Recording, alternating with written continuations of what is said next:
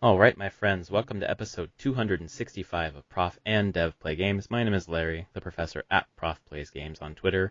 Over there is Anthony the Dev at SummerSpeak on Twitter. We have Travis, who is very smart and doesn't have, I think, a Twitter. And then Correct. Brad. And all four of us are here to talk about our favorite games of the generation, defined as November 2013 to basically November 2020. And we're talking favorite, not best. So you might hear games on our list that you might think, that's not the best game of the generation, but we're talking about personal favorites, which is slightly different. So how's everyone doing tonight? I'm trying not to laugh. That's a good start. Well, sorry, the bumper music is something new to me. I haven't heard that before, so I was like, oh, okay, that's kind of cool. It's an old-time favorite. I think we've had that same music the entire run, all 250, what did I say, 55? I've already forgotten. I think it's 265. 265, thank you. You are a goldfish. pretty much. Yes, so everyone's doing okay? Yeah, we'll go with yes. Don't want to dig into the no answer. Yeah, I as I tell people, I'm doing as well as could be expected in our current situation with everything going on. And isn't Bay Area getting like crazy windstorms tonight? Yep, so hopefully I don't lose power. No. I lost power yesterday morning. That was fun. Because of wind? Yeah, it really got really windy up here over, I guess, while we were sleeping. It woke us up when it finally went out, but it was out for like 2 hours from like 5 a.m. to 7 a.m. yesterday. PG&E poor infrastructure that they haven't updated in 50 plus years, so high winds, they turn off power here to prevent fires. I'd rather have no electricity than fires, I guess. Oh, I concur 100%, but it's, yeah, that's a whole other conversation. Well, my mom gave me a rant about PG&E turning off the power to, stop fires, and I was like, don't you want to stop fires? Like, that's a good thing. And it turned out she was just really pissed that she couldn't log on to WoW for 24 hours. It was the addict in her speaking up. Priorities. Yeah. I mean, I guess follows for a WoW player. What's that, Brad? So that follows for a WoW player. Oh, yeah. Yeah, I think she's... the Shadowlands expansion got pushed, right? It did. Yeah. That's why she's been grumpy lately. Oh, man. I think down here it's just starting to be a little stormy. Just dark clouds and not really too windy yet. I don't know what's going to happen. Only time will tell. Yeah, we'll find out. As long as we all have power tonight, we'll be good. It would be funny if the podcast stopped before we got to number 1. Oh, no. So the way this is going to work, we're talking about our favorite games of the generation.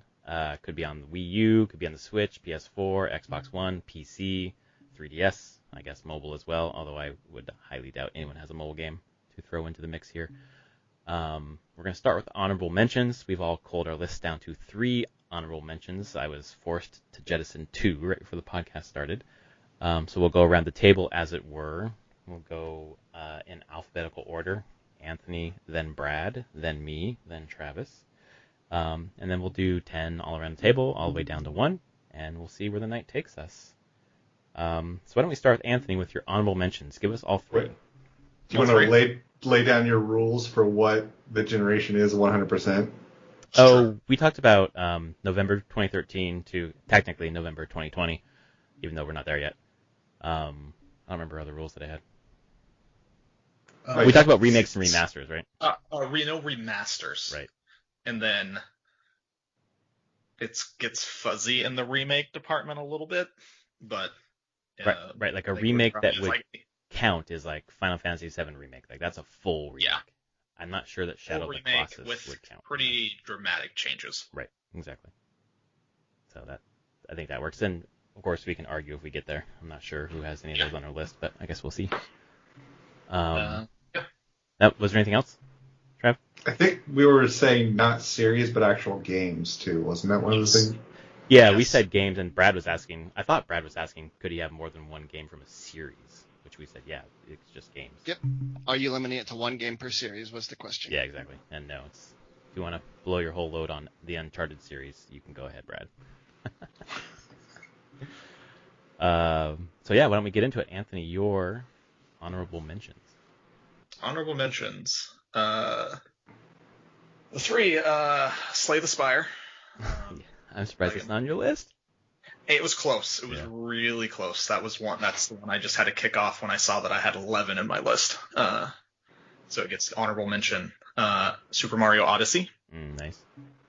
I really enjoy that game. It's just not one of my favorites of the generation. And this is probably the controversial one that did not make my list. Ghost of Tsushima. It's an honorable mention. Oh, well, I guess it makes sense. You didn't finish it, so. When I'm thinking of the open world games for the entire generation that I really enjoyed the most, there are 3 others that made the list that I just personally enjoyed more. So. Yeah. Well, Travis and I are getting raid ready for Legends, so. I'm sure. Maybe get back to it. Come on, we need a 3rd and a 4th. I thoroughly enjoy Ghost, but it's not on my list. It's not anywhere on my list. So, yeah, I think it did great things and highlights a lot of really good aspects of this generation's open world. Mm-hmm. Voice acting is great. Animation's great. Like, it does a lot of really good things. And I think it will go down as kind of a capstone on the generations as a genre, open world exploration. But there are other ones I spent way more time with and got way more invested in. So. Yeah, it's about favorite, not best. So they might have been the best in certain areas, but this is favorite. So, do you think you'll get back to that game? Probably. I usually come back around to most of that stuff. I just have a different obsession right now, and it's anytime I think of playing anything else, I just go back and play the one game right now. Doki Literature Club. Exactly. I'm sure we'll get into that that's one not game. on my list. I should have thought about that. Honorable mention. All right, Brad, what about you? Right. Honorable mentions for you? We got Star Wars Jedi Fallen Order, the Jackbox Party Pack games, and Rocket League. Nice. Any of those? Any narrative on those that didn't quite make the list for you? Any reason? There were games that were more favorite. All right. I mean, we had to stop at 10. Those are above 10. That's kind of the reason.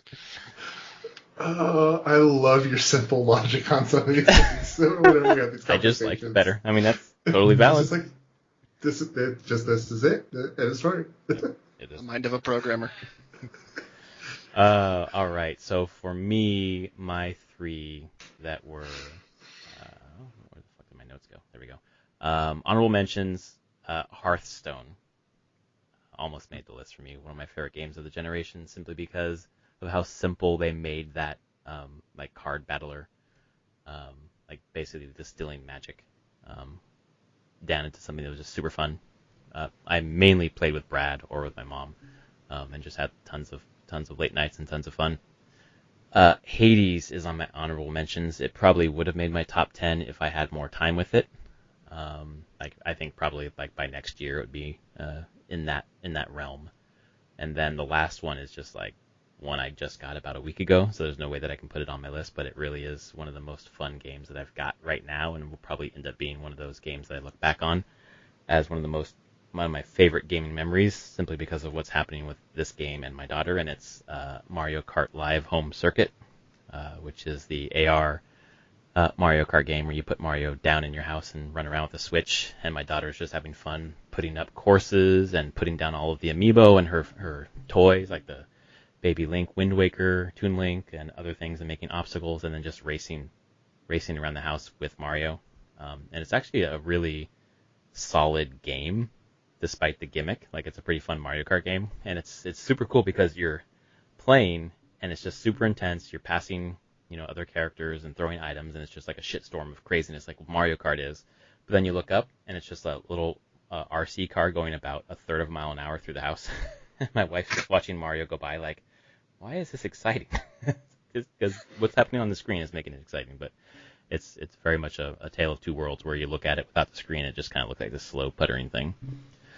But that's my 3 honorable mentions. And then on to Travis. So the reason why my honorable mention started is because one of mine is just outside of the generation, but I didn't play it till this generation, which was the Tomb Raider, because it actually came out in March or May of 2013. The reboot? The original? Like the reboot one? The reboot one. Oh, okay. Yeah. But I didn't play it until it came out onto this generation. So for me, I was like, I was like so excited to be like, oh, this is the one. Oh, no, this can't be my top 10. Axiom Verge. Nice. I love that style of game, but I think I have other ones on my list that I thoroughly enjoyed more than Axiom Verge. And then this one might rankle a few people, but Breath of the Wild is on my honorable mention list. Thoroughly love the game. Amazing, but major drawback on the weapons. They break just way too fast. Your opinion. You're entitled to your opinion. Don't feel bad. It's not even on my honorable mentions list. It's not anywhere. I was like, it's nowhere on Brad's list, that's for sure. Yeah, and this is coming, you guys know me, I'm a diehard Legend of Zelda fan. And for me to put it on my honorable mentions, like that aspect of it just grated me in such a wrong way that I couldn't put it in the top 10. Yeah, I don't feel rankled because there are so many great games over the past 7 years that if it's number 11 on your list, it's still just as close to the top 10. Well, I didn't actually rank my honorable mentions. They're all Right. just kind of the same. Yeah, I didn't rank mine either. Right. Okay, 11A, 11B, 11C. All right, so why don't we wrap back around to Anthony then? Number 10 on your list. Assassin's Creed Odyssey. This is the one that Ghost of Tsushima and it were vying for that 10 spot. Mm-hmm. And it came down to I just enjoyed Odyssey more because it's an absolutely ridiculous game, and I did platinum. I spent so much time just going through platinum in that damn game. Just because it was fun. A lot to do in that too. It's a lot to do, and it was fun. Like, it was just fun. And there's realistic, not at all, but it's probably my favorite Assassin's Creed game that they've done. Now having a little bit of time since sitting on it, I enjoy it more than Brotherhood 2 and Brotherhood. So, yeah. Really enjoyed that. I haven't touched Assassin's Creed since the Ezio series. Yeah. And I didn't finish the last one because it got so tedious with all the extra shit. It just felt like they threw in all the little go find them things just because they were trying to artificially inflate the time you spent in the game. Yeah, I don't know if this one completely fixes that. I had more fun doing all those side things. Like, that was just the act of doing it was a lot more entertaining. I'd agree with that. I really enjoyed, of the Ezio ones, I really enjoyed AC2, and I really liked Brotherhood. Brotherhood was a blast. One in Rome. Only in Rome. But this one, I don't know, it just had... It shed a lot of the Assassin's Creed cruft of the meta story and was just like, hey, let's put you as, like, effectively a superhero in Greek mythology. Go. Do stupid cool things. And it was fun. When they kept hopping back to Layla, though, like, they still had the modern day stuff. Did that bother you, or were you just like, whatever? No, but it was very short compared to other games. Yeah. Very short. They just don't want to give it up, but they're trying to pare it back. It's there. I mean, that's the conceit of the whole series. So I think for you and I, my hour count was like 110 hours by the time I got the platinum. Was yours similar? Like, yeah, 110, 120. Right. So that kind of speaks to Travis's how much stuff there is to do in the game. There's still, yes. I think there's a ton of stuff, content you and I didn't even see in that game. Yeah, and I mean, I think if I had never even platinumed it, like just played through the story, I think I probably spent 80, 90 hours on just the story content. Right. Because it wasn't a lot after finishing the story to actually platinum the game. mostly it was just going around the map and cleaning up the last few, what was it, underwater things. That took forever. Mm-hmm. And I just printed out a list and just went through and found all the underwater ruins. But yeah, that was my number 10. All right, Brad, you're up. Number 10. Final Fantasy VII Remake. Yeah. Considering the number of times and consoles I have original Final Fantasy VII on, and have still gotten everyone up to max 255 stats, and then going back into it with fresh mechanics was pretty awesome. And spoilers or whatever, but the ending took it in a different direction than Final Fantasy VII originally did. Did that add to it for you? Do I need to mute you guys because I haven't played this yet? Maybe. I think he's just gonna say yes or no. Let's just not spoil it. But in general, I'd say it left the door open for a lot of interesting possibilities within the current canon. Mm-hmm. Yeah. Cool. I would agree with Brad on that. That when they say remake, they truly mean remaking it kind of from the ground up, even story-wise. And I think it was kind of fresh in that way, and it was nice. That's a nice way to do a remake, where you tweak stuff just enough so the fans who are coming back still get something new, other than, there's a lot new in that one, I think, but. Yeah. Cool. All right, so for me, I didn't think this was going to make my list, but when I sat down and thought about my favorite games of the generation, just the fun that I had with the games, number 10 is Destiny, the original one. And it's like the ads got me thinking about getting a PS4. Like, I think we were at trivia a bunch. Brad, like a bunch of us doing trivia together, and they kept having ads for the PS4 and Destiny, and I was just getting back into gaming then with the Wii U, and I was like, that looks really cool, that'd be fun to play, and the ads kind of hooked me. And I really like the gameplay a lot of Destiny. Obviously, we always talk about the gunplay and how fun that is.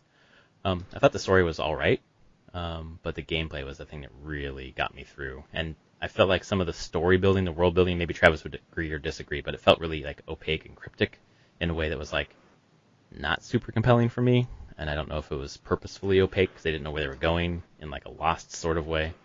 But I just really enjoyed playing through the missions with friends, and then the multiplayer. I just kept going back to the multiplayer again and again. So it was really like Destiny was definitely my first next gen experience. I don't think the Wii U really. It was the next gen, but not really the same kind of experience. And I played that game probably for 100 hours, and it really stuck with me.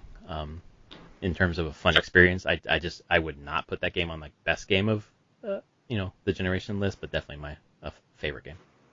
I checked my playtime on mine. I played the original one for about 70 hours total. And the reason it never didn't make my list is I'm like, I can't remember any of that 70 hours. I remember the loot cave. That's it. Like, I don't remember anything else from Destiny 1 at that point. I'm like, I played 70 hours of this game, and none of it stuck with me. None. So we might as well just leave this conversation into my number 10, too, because it's the same. Oh, nice. Yeah. So what I'll throw into this, I have thousands of hours in D1, and probably a couple thousand into D2 at this point, too. But I look at D1, and Larry and I had a little conversation about this briefly, because he was surprised that I had it at 10. Destiny was the reason why I got a PS4, period. And like, I bought the PS4 the same day I got the game. I look at it as Destiny created kind of that whole world of looter shooter, but in a multiplayer world that's not strictly just PvP like Call of Duty does. And thousands of hours. The story, the thing I will tell you, Larry, is the story is not spoon-fed to you. Well, that's for sure. They basically did the same thing that From Software does with their games, where you find the lore in the tabs on all of the guns, the armor, the artifacts. Every little piece of gear you get has a little tab on it that has lore attached to it. Right. And that's how they tell the lore of the world, is through that, as opposed to spitting it out. Now, was there some issues with that? Yeah. Like, I mean, we can talk about Dinklebot for crying out loud. Like, there was that, the voice acting was a little rough that first time around. Yeah. A lot of the characters were they had no character. They were just other objects in the world that you interacted with and not much else.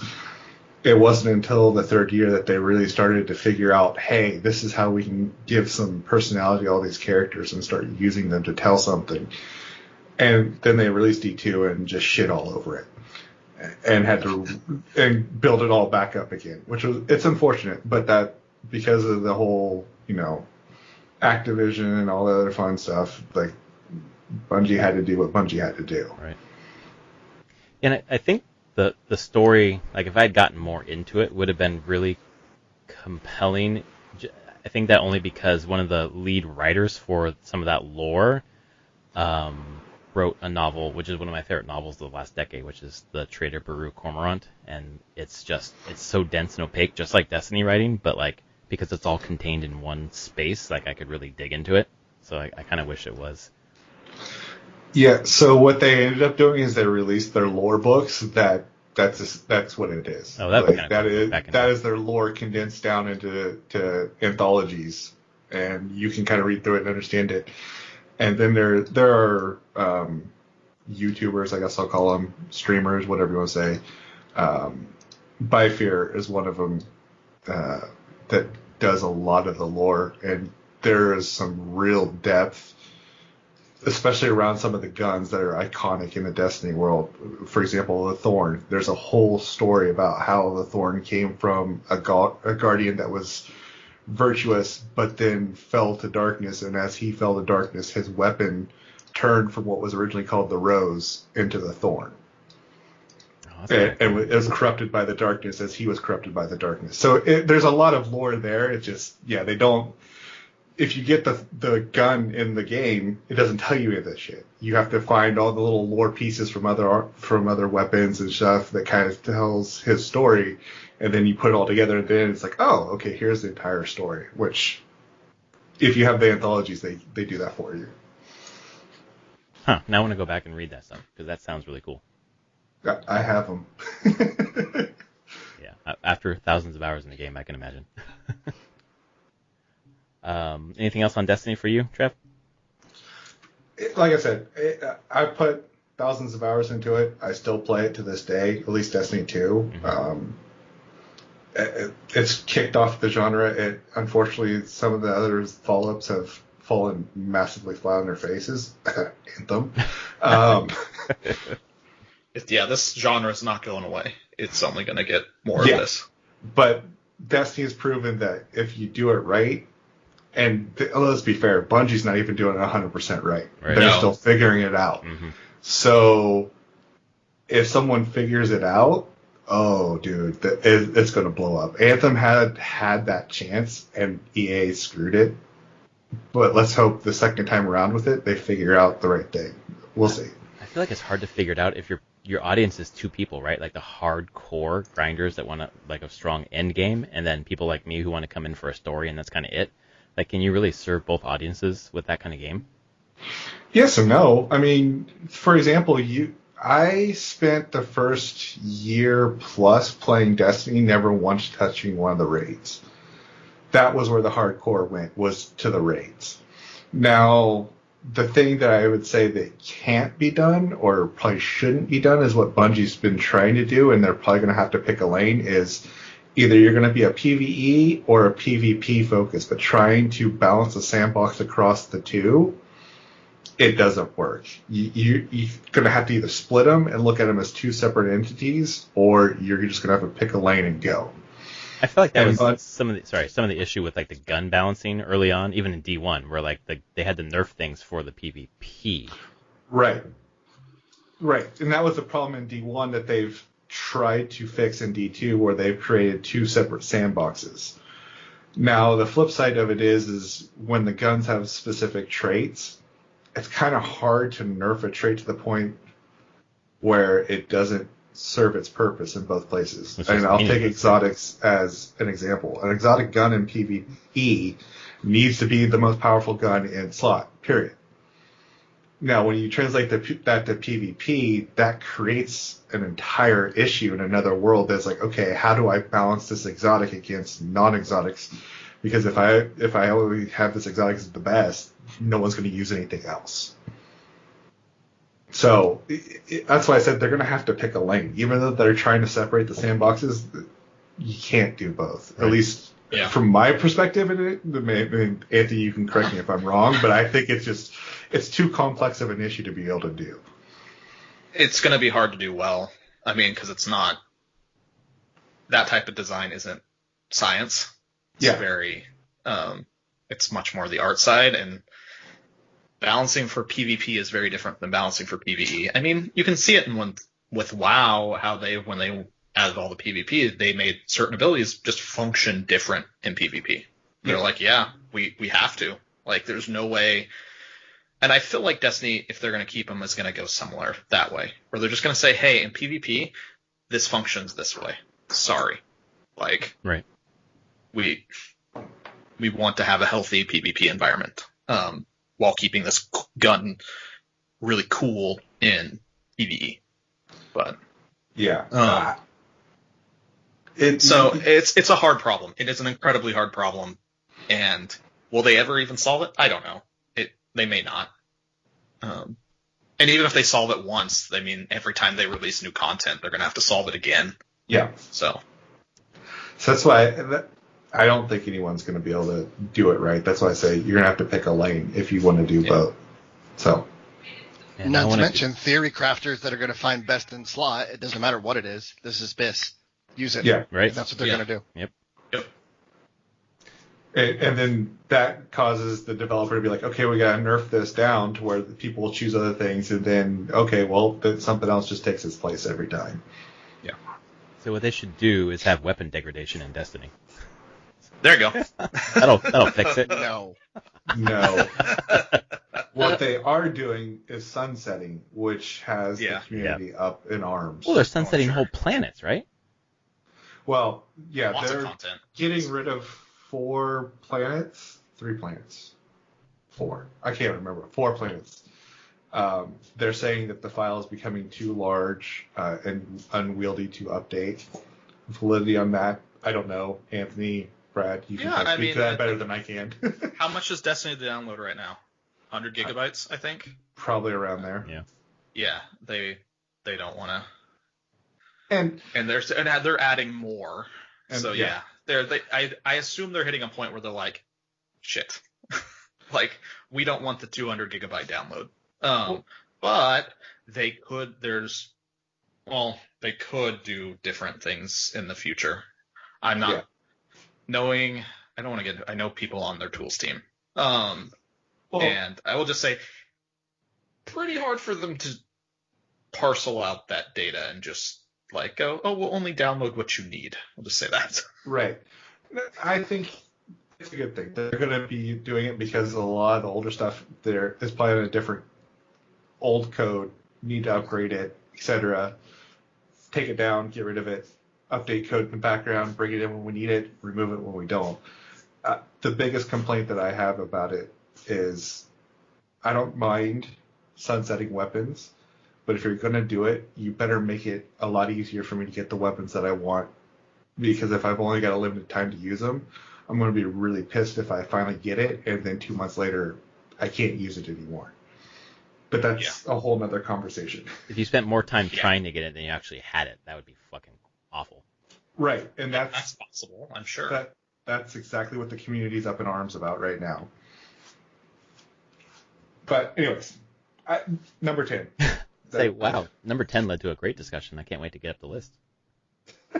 Why don't you? I think it's on to Anthony, right? Back to you for number 9. Yep, number 9. Horizon Zero Dawn. Absolutely. Another game I played. Yeah, you went straight through that. Well, I did. You detoured for Breath of the Wild. I got derailed for Breath of the Wild. Yeah. And then I came back to it, and then I absolutely destroyed that game. And once I came back and then just again went fully for the platinum on it. Yeah, it's a cool open world game. It was Guerrilla did a great job of showing that they could do more than just mediocre shooters. Pretty mediocre shooters, but not standout. But Horizon I enjoyed the story, really enjoyed the story, and enjoyed the gameplay of it, the really getting into the more, I guess, thoughtful combat of it, of setting up like crap and kill zones, getting prepared for the battle, a lot like Witcher 3 had and other games. Like you're like, I'm gonna fight this robot. Okay, equip this type of gear, equip this weapon, set down equip these weapons with these different ammos specifically for this. And it became a lot of fun. Yeah, no real complaints. Probably also helped that when I came back to finish it, I had just been in the part of the country it's set in. So that was fun to run around and see their take on the southern Utah area, Colorado. And wasn't it the case where you're on a camping trip with your family, but you came home early? Yeah, and then because I had to work. Yeah, you had to work, and then that's what you played? I played that and Persona 5. Right. And I finished both of them. Awesome. What a great summer. Yeah, it was really good. Yeah, work in the morning and then just kind of shove some food in my mouth once I was done working, and then play until like 2 or 3 in the morning. It was great. That's what makes all these games on this list, right? Like those types of games where you just start playing and can't stop. Yep. All right, Brad, what about you? Number 9. Marvel's Spider-Man. Wow, I'm surprised that one's lower on your list. That's awesome. A lot of good games. Yeah, for sure. What about that game for you? It was compelling? It was a really good take on Spider-Man, and the story was fantastic, which another one of those examples of so many games could be made into movies, but they get the advantage of getting 5-6 hours to tell a story rather than 1.5 to 2. Gameplay was good, easily able to get the platinum in it, played through it how many times. Super excited to play through it again before I jump into Miles. Yeah, is that how you're going to tackle it on PS5? Do that one first, then go to Miles? Yeah, I'll probably play the remastered and then immediately start playing the Miles Morales. Yeah. I think that'll be a good transition. Right. Awesome. Well, I guess it's up to me then for number 9. My number 9 is Celeste. And man, I just love 2D platformers. Like that's like my genre. That's the place where I feel the most home when I'm gaming, and this one is just one of the best. I think it's like Meat Boy. I think Meat Boy is the same, where it's like screen based, where you're doing the platforming challenges on the screen. If you die, you just instantly start again and just keep going through that screen. But that's what I like so much about it, is it just like focused my attention on one screen, one puzzle, where I was just like right in flow state for the entire. I think it was like a 6-hour experience with every screen. So it's just so. I sometimes get distracted with games and kind of look at my phone or whatever else is in my environment. But this game is just like hyper focused. I think partially because of the screen based nature, but also because I was playing on the Switch and I'm just like right in that mobile experience, sitting in my favorite tea shop, playing the game. But also I really liked. It was challenging, but it had a lot of the assists for people who had a hard time doing the platforming challenges or the dexterity to do it or whatever. It was nice that they could turn on like infinite dashes in the air or whatever. Just to be clear, I did not do that. I beat the game without any of those assists. But if you needed them, it's fine. But I'm really glad they're there. It just made that game super accessible for everybody. But then it added just tons of difficulty that I just could not really dig into, which was the B-sides and the C-sides. I keep going back and kind of chipping away a little bit, but I hit a wall. Like I'm good, but not that good. And then it's just, every time that you die, it's because of something you did. Like I never got frustrated with the game, never wanted to throw my Switch through a wall. It was very well balanced. And then they hid like the original, it's like Pico 8 version of Celeste that they had put on the web for free in Celeste, so that as you're playing through, you find this thing, and then you play Celeste within Celeste, which was also fun to beat that in the game. So yeah, Celeste is just a game that I think when it was coming out, I was like, I'm not going to buy this game. I have too many games right now. I'm going to focus on what I have. And my resolve broke down as soon as it launched. And I bought it and just played right through it and couldn't stop. And that's one of my favorite games of the generation. I was going to say, if you use that logic to not buy a game, you wouldn't be buying any more games for like the next 10 years. Oh, I don't need to buy games ever again for the rest of my life. No PS5, nothing. That's true. All right, Travis, number 9 for you. I'm there with Anthony. Horizon Zero Dawn. Okay then.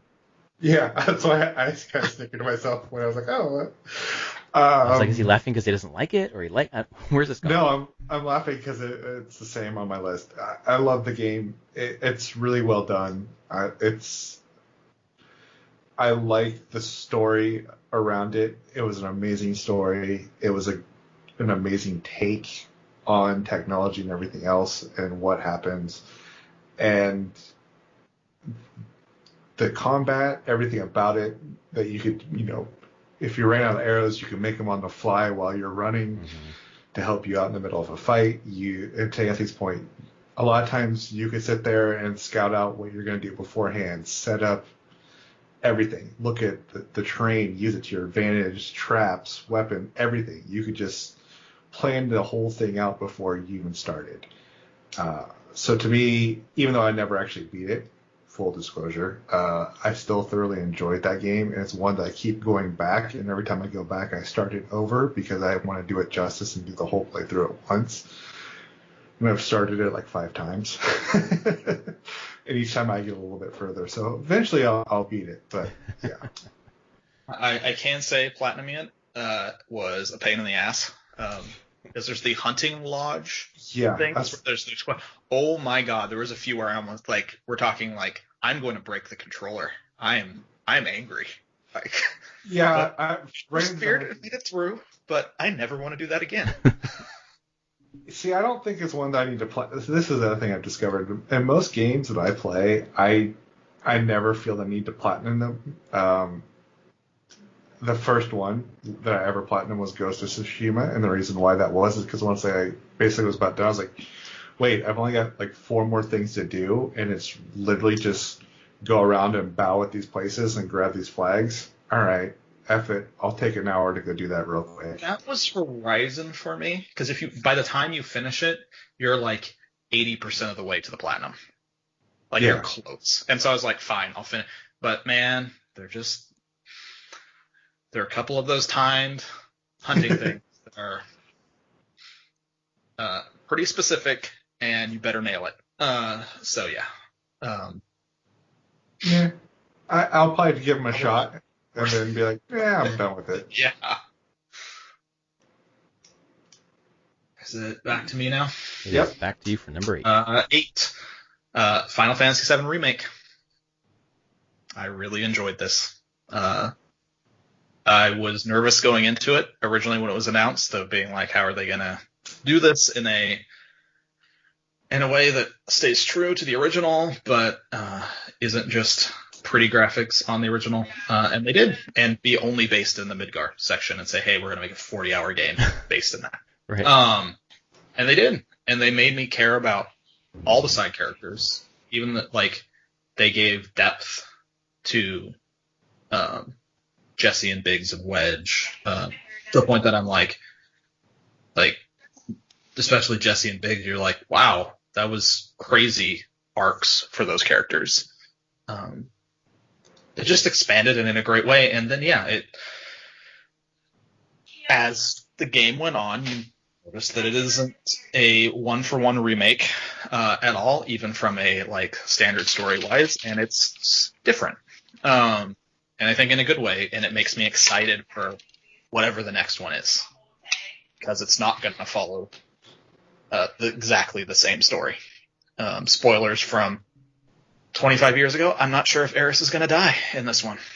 She might not. There's no reason she has to. Right, Completely. if they're kind of changing the story like that. Maybe. She still could. I don't know. But it has put that doubt in my mind now of being like, I don't know where the story goes. You're remaking this game, and yet I don't know where it goes now. Exactly. So, it's exciting. Yeah. And the It combat definitely was set the really stage cool. for the future ones to really deviate if they want to. Yeah, and I'm okay with that, honestly. Because they made me fall in love with these characters all over again, in a different way. So. Well, and definitely fall in love I with was the super side happy with that characters, game. right? That you never did before. Falling in love with the side characters as well, right? Not so much. I mean, especially in the Midgar section in the original, it was. Yeah. They just had one-off dialogues here and there. They weren't really fleshed out characters. No, I meant in the remake they are, aren't they?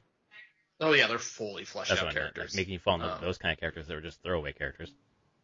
Yeah, and you care a lot.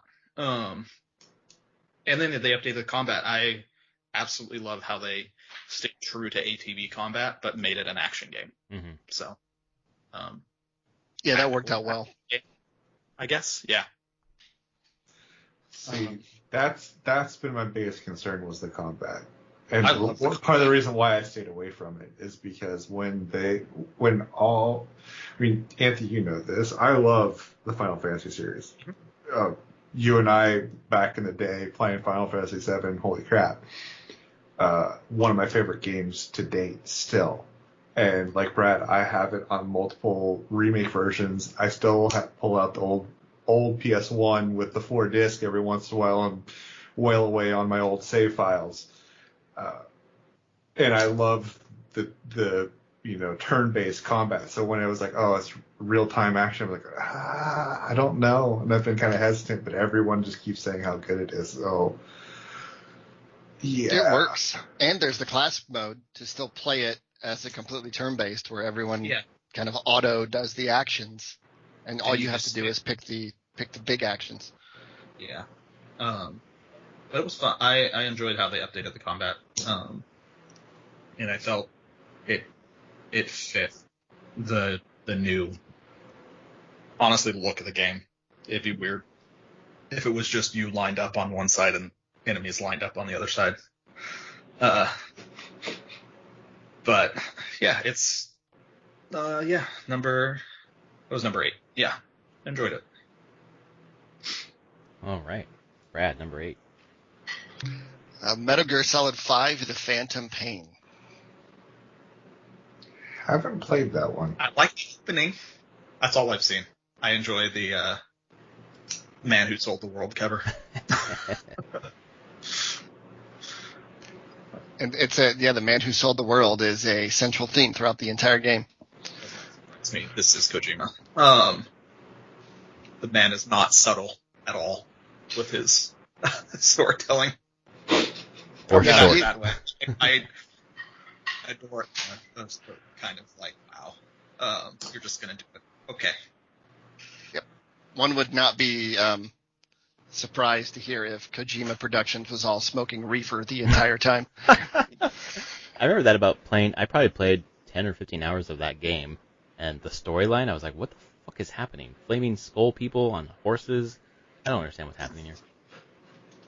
I will be honest. I have not played a Metal Gear Solid game since 2.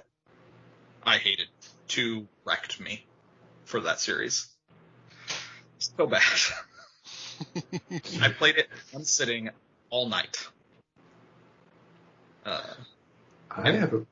was finishing it at like 6 a.m., 7 a.m. of not sleeping, and I was so done when I finished that game. And I've heard that like 3 is really good. Yes, indeed. I just couldn't bring myself to it. I was so mentally destroyed by the end of 2. Because of how effective the story was, or how annoying it was?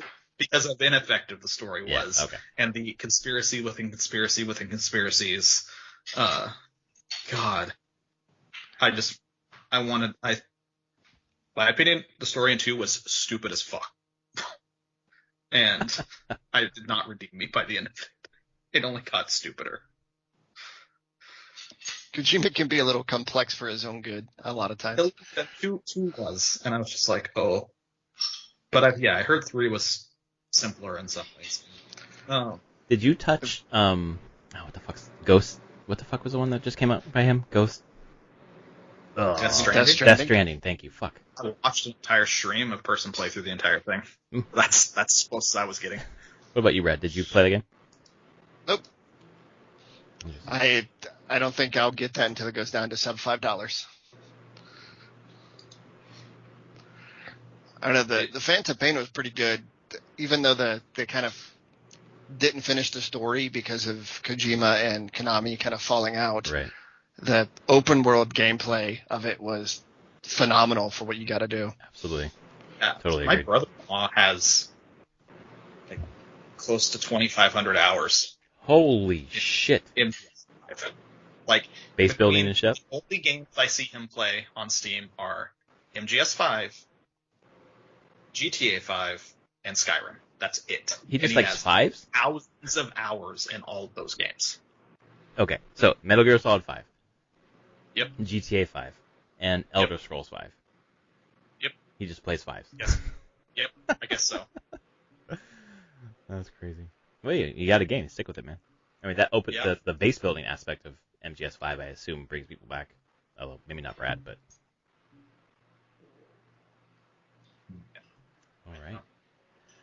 Well, for me, number 8 is one Anthony mentioned earlier. It's Assassin's Creed Odyssey. I just fucking adored this game. I really liked Origins, didn't finish it, but I've been playing Assassin's Creed since Unity. Up until then, Syndicate was my favorite. But Odyssey was just like another level, playing as Cassandra and just like going anywhere. Like it was just, there was so much to do and it was so interesting. And I feel like it really took that open world formula and kind of, I don't know, advanced it a bit. And I thought that there was so many interesting side quests. They were trying to basically Witcher 3 it, and I don't think they got there, but it was super compelling. I've gotten through everything except for the last chapter of the last DLC, so I'm hoping to get to that before the end of the year. But that story, that formula for Assassin's Creed is just like, I don't know exactly how to explain it, but it's kind of like the summer blockbuster where it's good, it's entertaining, it's nothing that is like going to win an Oscar, but it is like exactly what you want. And they have refined that formula to a nice sheen, and I'm assuming Valhalla is going to take it even further. So that is my number 8. I've stunned you into silence. No, I haven't played it, so I can't really comment on it. What's your number 8? My number 8 is actually one. You said there's no mobile games. It's not a mobile game, but it ended up on mobile. It's Dead Cells. Dead Cells is on mobile? Yep, you can get on mobile. Huh. I have no clue how that would play. Yeah. I don't either, but I know it's there. One of my other much higher up on the list is actually on mobile as well. It's not where it started by any means. But anyways, 2D side-scroller, but, you know, procedurally generated levels. No level is ever the same. You slowly grow more powerful with each run. You lose everything except for special abilities and some of the weapons you've unlocked you can reacquire. Everyone knows the deal, but to me, it's one of those games that whenever I can't think of something else to play, that's where I go. And Hades kind of built upon Dead Cells. So, and Hades probably would have made my list if I had gotten it earlier than 2 weeks ago. But Dead Cells to me is, like, the second I picked up Hades and started playing, I was like, okay, it just felt home to me because I've played so much on Dead Cells. And kudos to them for making this game, and other people have been biting off of it. Granted, I would argue that Rogue Legacy did it first, but well, I'm sure there's others that have done it before that, but still, Dead Cells is one that I keep going back to. I feel like Dead Cells did it better than Rogue Legacy, even though I really like Rogue Legacy as well. I love Rogue Legacy, and I think Dead Cells did it better, but I like the concept of how Rogue Legacy did it, where it's not you redoing it, it's your progeny coming in and doing it after you failed. So with your fucked up traits. Yeah, that was the fucked up traits. I think was something that was really a cool little twist to it. Mm-hmm. But I like how Dead Cells didn't need to put a twist on it to do it right. Right. I think Dead Cells. I remember an interview or a talk that they gave. They were really inspired by Binding of Isaac. Was their main influence point. Oh, interesting. Yeah, that was the game. Well, I mean, Binding of Isaac is this. I mean, it's top down, similar, yeah. actiony thing, but it follows the same roguelike loop. Yeah, because Dead Cells is fun. I put a decent amount of time into Dead Cells. Yeah, me too. About 20 hours. Good I've stuff. put significantly more than that into it, I think. Yeah, I would imagine. But again, it's that game that whenever I can't think of what to play, that it just seems to be my default I go back to. Speaking of going back to, let me run back to Anthony for number 7. Fire Emblem Three Houses. Nice. First, it was the first Fire Emblem game I played a ton of. I played a little bit of Awakening from a coworker that had given me Awakening when it first came out. I was like, hey, just borrow this and play some. And I played like 4 missions, but then gave it back. But Three Houses was the one that I just fell in love with, mostly because it wasn't just battle after battle. It had the very deep social side of it at the school. And guess improving your relationships across the board and relationships with different team members so that they do better in combat. It felt like it just had like the 3 aspects of the game? It was the combat, it was the school. What was the other pillar? I can't even remember. Help me, Larry. I mean, I'm trying to think. It's the social part, it's the battling, and then there was the third one? Like the religion? But I guess it was mostly, actually the third one was mostly the deep like RPG part of it, the upgrading and pathing, which is tied into all. So you're doing that loop of those 3. And this was a game I also played when I was on vacation in Yellowstone. I downloaded it, preloaded it, hooked up to Wi-Fi at Old Faithful so I could unlock it on my Switch while I was camping. And then I played this at nights in the tent. Like, I would charge the Switch in the day as we were driving around doing sightseeing, and then I would just play for hours at night. And the thing is, what was great about this was I was playing the game with no access to wikis, internet, anything. So it was just whatever the game's telling me, I'm just going with it and assuming. And it had been a long time since I played a game without being able to look outside information. And I still beat it and had a great time. But it was nice to just not try to optimize my play, I guess, at all. It was just like, this seems good, let's go with that. Right. Just go. And it had a cool story and neat characters, so I was pretty happy with it. It's funny, like, having loved Awakening so much for me, the social aspect kind of like slowed it down for me, because having being a professor and having most of my social work life at a school, did not want to relive that in a video game. But now that I'm not doing that, maybe I should go back and reminisce about what it was like to teach students in person. There you go. Oh, all right, Brad, you're at number 7. Number 7, we have Metroid: Samus Returns. Which is yet another in the major remakes. Major remake, yeah, definitely. It was the major remake. Yeah, I mean, Metroid, one of my favorite, if not my favorite series of all time. Really well done remake of Metroid 2, which was, I believe, my first Game Boy game that I ever had.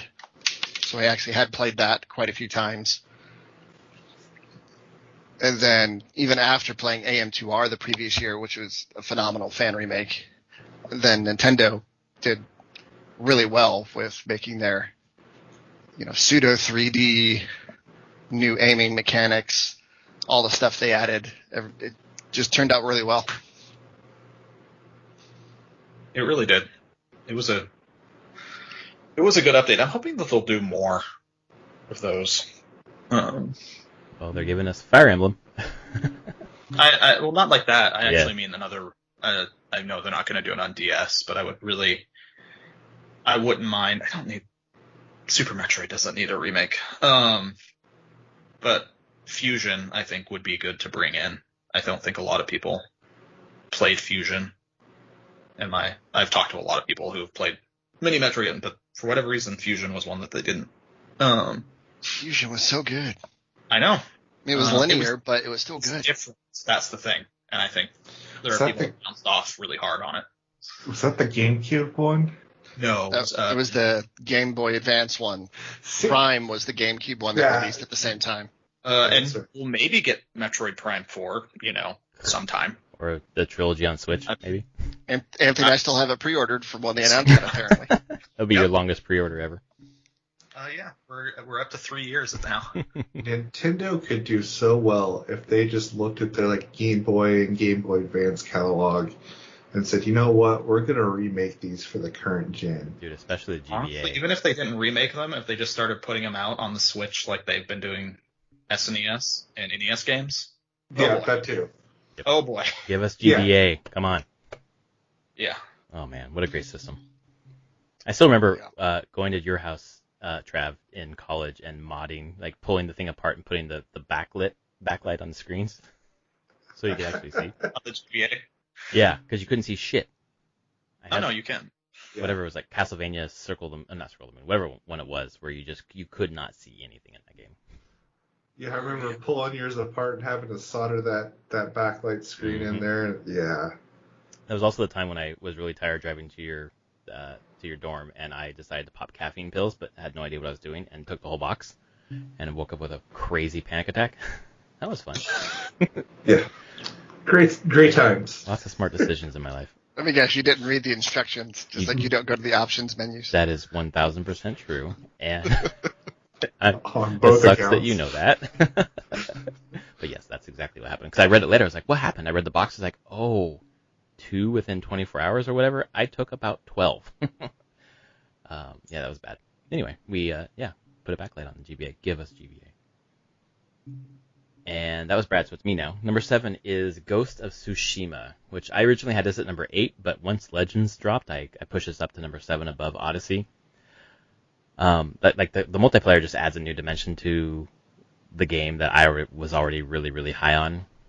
Playing with Travis, going through some of the co-op story missions, then doing the 4-player survival, kind of getting ready for the raid or whatever. It's been a really good gameplay loop, and they've added a ton of mechanics that make the multiplayer interesting versus the single player. But then as you run through and try to just keep doing runs to get more gear, they change the mechanics in the same level you're in. Like Travis and I think we did the same level 4 times last night, and it was different almost every time. 3 or 4 times, yeah. And every time we did it, each time it was like there was attunements that would show up randomly, or so basically you'd have to find a shrine that gave you the right attunement, and only one of us could have that attunement, and you'd have to attack the mobs that were attuned to that. And if you didn't do it first, they took no damage. Or there's mobs that share health pools, and if you don't kill them at the same time, they'll respawn each other infinitely. So yeah, and every time the placements were different, the types of mobs were different, attunements were there, they were not. It was really interesting to see how they kept that experience fresh every time. And I know that games like Destiny or whatever have kind of fine-tuned the teamwork mechanic, but in the time of the pandemic where I'm not seeing friends, it's been really nice to have that experience, which will be a theme throughout my list. But the single player obviously is where most of us spend our time. It was 65 hours for me, and I connected with Jin almost immediately. I played the whole game in Japanese, which I thought was really fun, except for there are some moments where he's saying things to his horse, and it's not translated, so I had no idea if he was saying you're my favorite horse, or I fucking hate you and I want to slit your throat, I assume it was probably that I love you. It was mostly just say good boy and the horse's name. Wow, where did you get the second one from? Yeah, seriously. My mind goes places. What kind of murderous rage are you going into over there? So I thought it was really cool, and I just felt like I felt immersed in the story. It's one of the, I think I was trying to stick with it every night just to prove to Brad that I could, instead of like hopping off to another game. But so every single game night that I would, it was every other night that I can play, stay up late and play. I would just keep committing to that game, and as I got deeper and deeper, I just kept wanting to go back into it, and it was just super compelling. By the end of it, I think I was probably like 4 or 5, maybe 3 or 4 trophies away from the platinum, so I just spent another 3 or 4 hours doing that, mopping up, getting the trophy list completed, and it was just super fun. And the way that it rewards you for your platinum, the special armor that you get is pretty cool.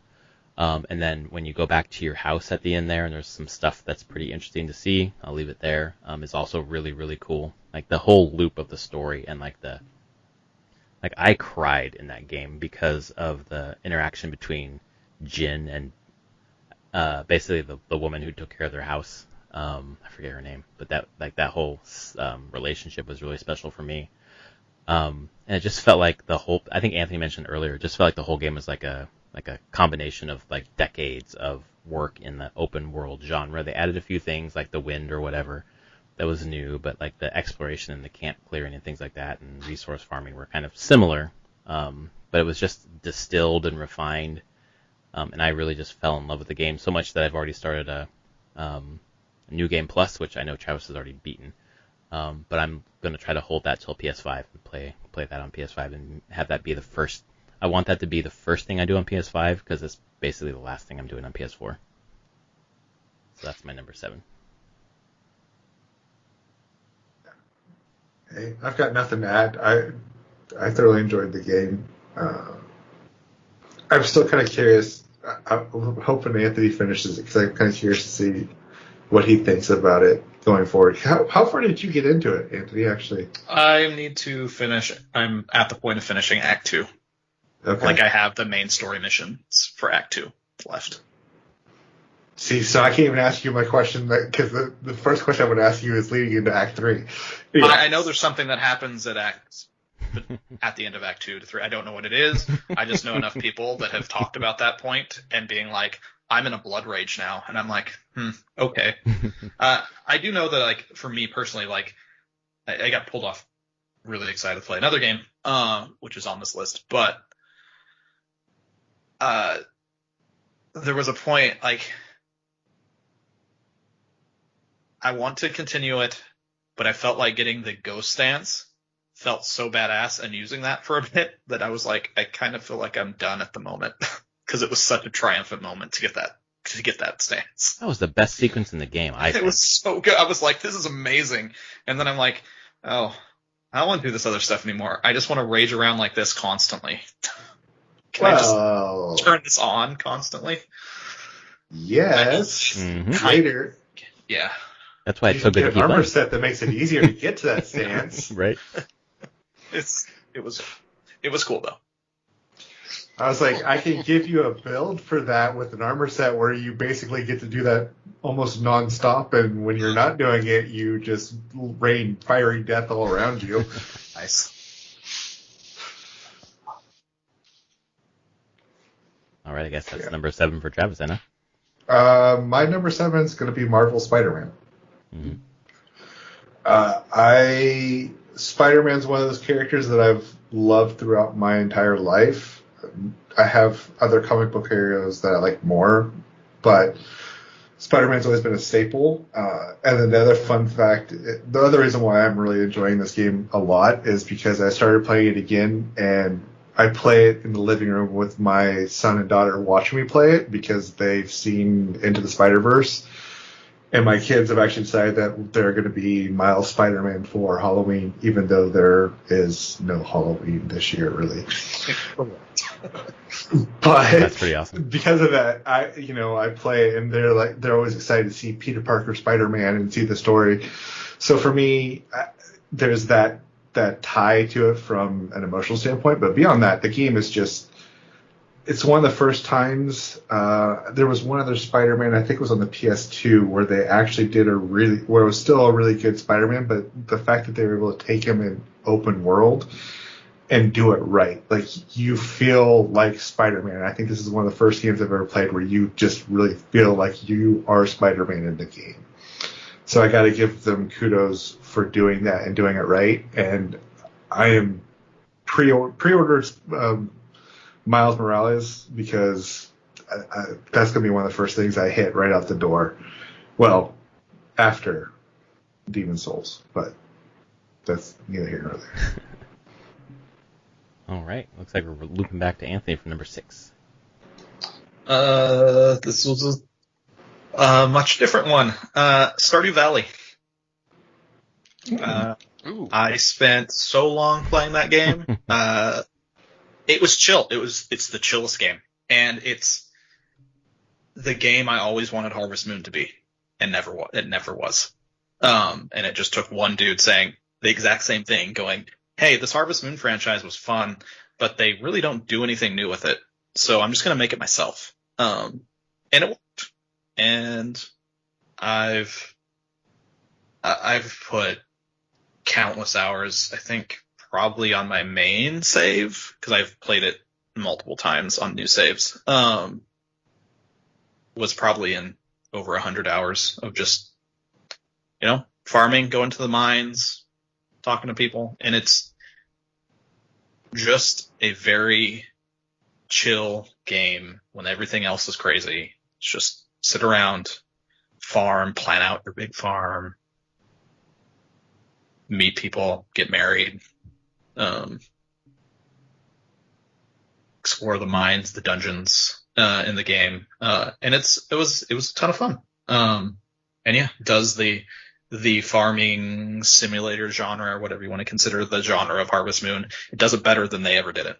And even Harvest Moon games that have come out after Stardew Valley have not taken the lessons from Stardew Valley. Right. So that's where I'm at. It's nice to see indie devs or just like single people, single developers look at like a genre that they loved and just fucking turn on its head and just do it better than the originals did. It's such a cool thing. All it takes, you have to execute. That guy took 4 years. He lives up here in Seattle. 4 years, and with pretty constant force from like family going like, "What the fuck are you doing? Like, you work as an usher at one of the theaters up in the U District." While he was making this thing, just kind of scraping by, and now I think he's probably made 40 to 50 million off the game. So, but yeah, I've heard him tell the stories of how family and stuff were just not cool with him, just sitting there right doing this for so many years. Why aren't you doing more? Like, just trying to make a game. I was like, right. Well, and now hey, can you help out with my home payment? Exactly. Hey, can I get a loan? Yeah. Dang. All right. Next is Brad. So number 6, we have XCOM 2. Ooh, good one. Probably yet another one of those where that was my go-to if I just needed some time to jump in, do something, see how that run played out. Always interested to see what shenanigans you could get up to. I like the XCOM formula, though I haven't invested much into it, where you're basically like naming characters after friends or character, fictional characters or whatever, and you're just like really rooting for them based on who you name them after or hoping they die, whatever. Oregon Trails? What? Right, that same kind of thing, right? Different mechanics, obviously. And Brent said, it didn't make my honorable mentions, but it's on my list of potentials of my favorites of the time. XCOM 2 was really good. The shift to the guerrilla warfare style play really fit the series like really well and turned a lot of the normal things on its head a little bit, which was nice. Yeah. The fact that the canon ending was you lost the first war. Yeah. you lost, and then it just set up this interesting. It made the strategic layer of the map even more strategic on those decision points of like, well, where do I need to go? Because I need this resource or that resource or new recruits or scientists and it made that map screen even, I would say, more challenging on the gameplay and gave you some really cool decision points. Yeah, and then do you tackle a specific mission to lower the avatar meter? Yeah. Oh, right, because then, that once the expansion came out for it, that was good. That expansion's really good. Yeah, all of the super aliens plus War of the Chosen. Yeah. Well, they're done putting out content for that because they moved on to Chimera Squad and other things, right? Yeah. Well, the Chimera Squad was kind of like a side project. Oh, okay. It was a thing of saying, hey, can we do a smaller scale XCOM? While I assume they're potentially working on another one. Right. Yeah, I'm pretty sure Chimera Squad is basically the XCOM 2 engine with just a few extra tweaks. They didn't really do too much. It had the same bugs, the same everything. Pretty much. That's funny. Yeah, play it on PC. The console ports are not very well done. Yeah, I got it. Didn't we get on PS Plus XCOM 2 at some point? But I remember you saying that, so I'm holding off, or held off. I was playing it on PS4 or something, and it crashed so many times it was ridiculous. Didn't you still finish it on PS4 though? I got pretty far. Yeah. I think I got close to the end, and then there might have been a certain point where something else came out that I was excited for, so I'd already beaten it so many times on PC, I just gave up. Yeah, makes sense. It was just something to do on the couch. Braving the jet engine for more XCOM 2. I think that was pre-pro. Oh, okay. Yeah, that thing is so loud. Half looking forward to PS5 just so it's not so loud. Oh, I'm 95% looking forward to that. It could be 0 performance upgrade. If it was just quiet, it's a win. Oh, speaking of noisy, my number 6 is Jackbox Party Pack number 1. Jeez. Number 1, this is my go-to party game. Well, I guess was, but probably still is. I stream it sometimes with my colleagues and friends.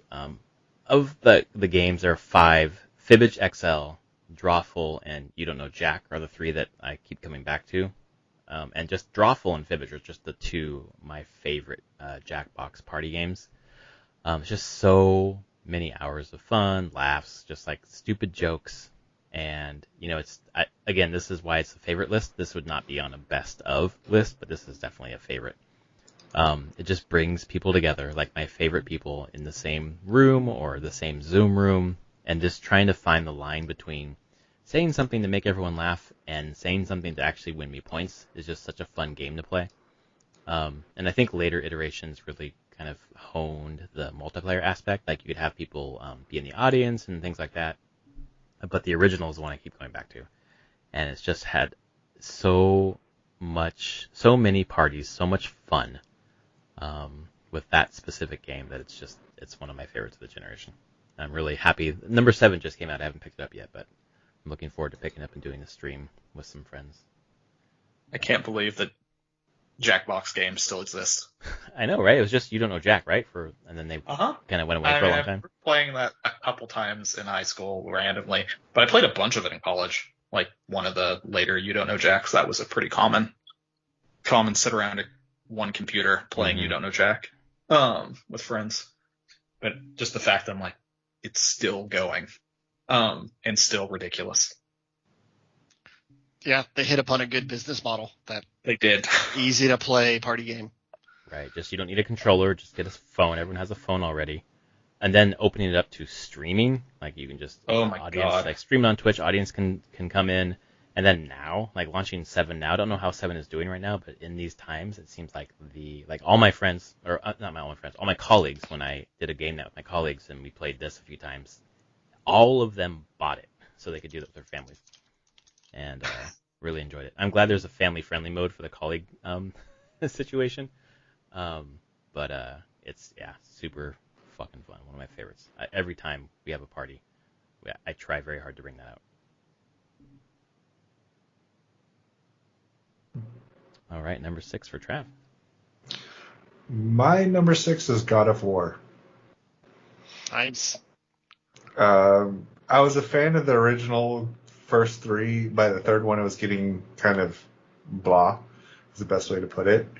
So the whole twist on how they approached it and how they approached Kratos and everything about it, the story, I think part of it has a little bit to do with the fact that I have a son too, and seeing Kratos and his son interact in that relationship and how you learn more about that as time goes on, and you realize it's not, when you first see it, you're like, okay, he doesn't like his son at all, is what you kind of get the sense of. And then as you go through it, you start to see why he is the way he is and what he's trying to prevent his son from becoming. And the whole story, the gameplay, everything about it, it was a nice way to take that game and make it relevant and new and fresh. And I'm excited to see what the next version of it is going to be like. Yeah, it's the first time he was a dad. It didn't work out too well. Yeah.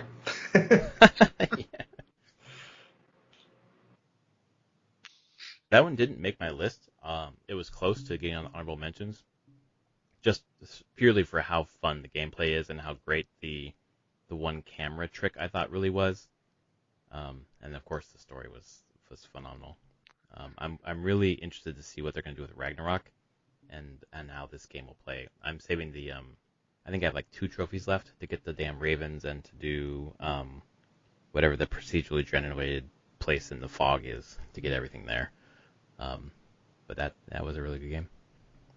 And once you realized there was a menu where you could level up and equip gear, Holy you did so much better. shit, that made it so much better. I think, 20 hours in, I was like, oh, what? You can assign new, like, upgrade my, whatever the R1, R2, or whatever the fucking superpower thing was, and change those around. Yeah, I should spend more time looking at options.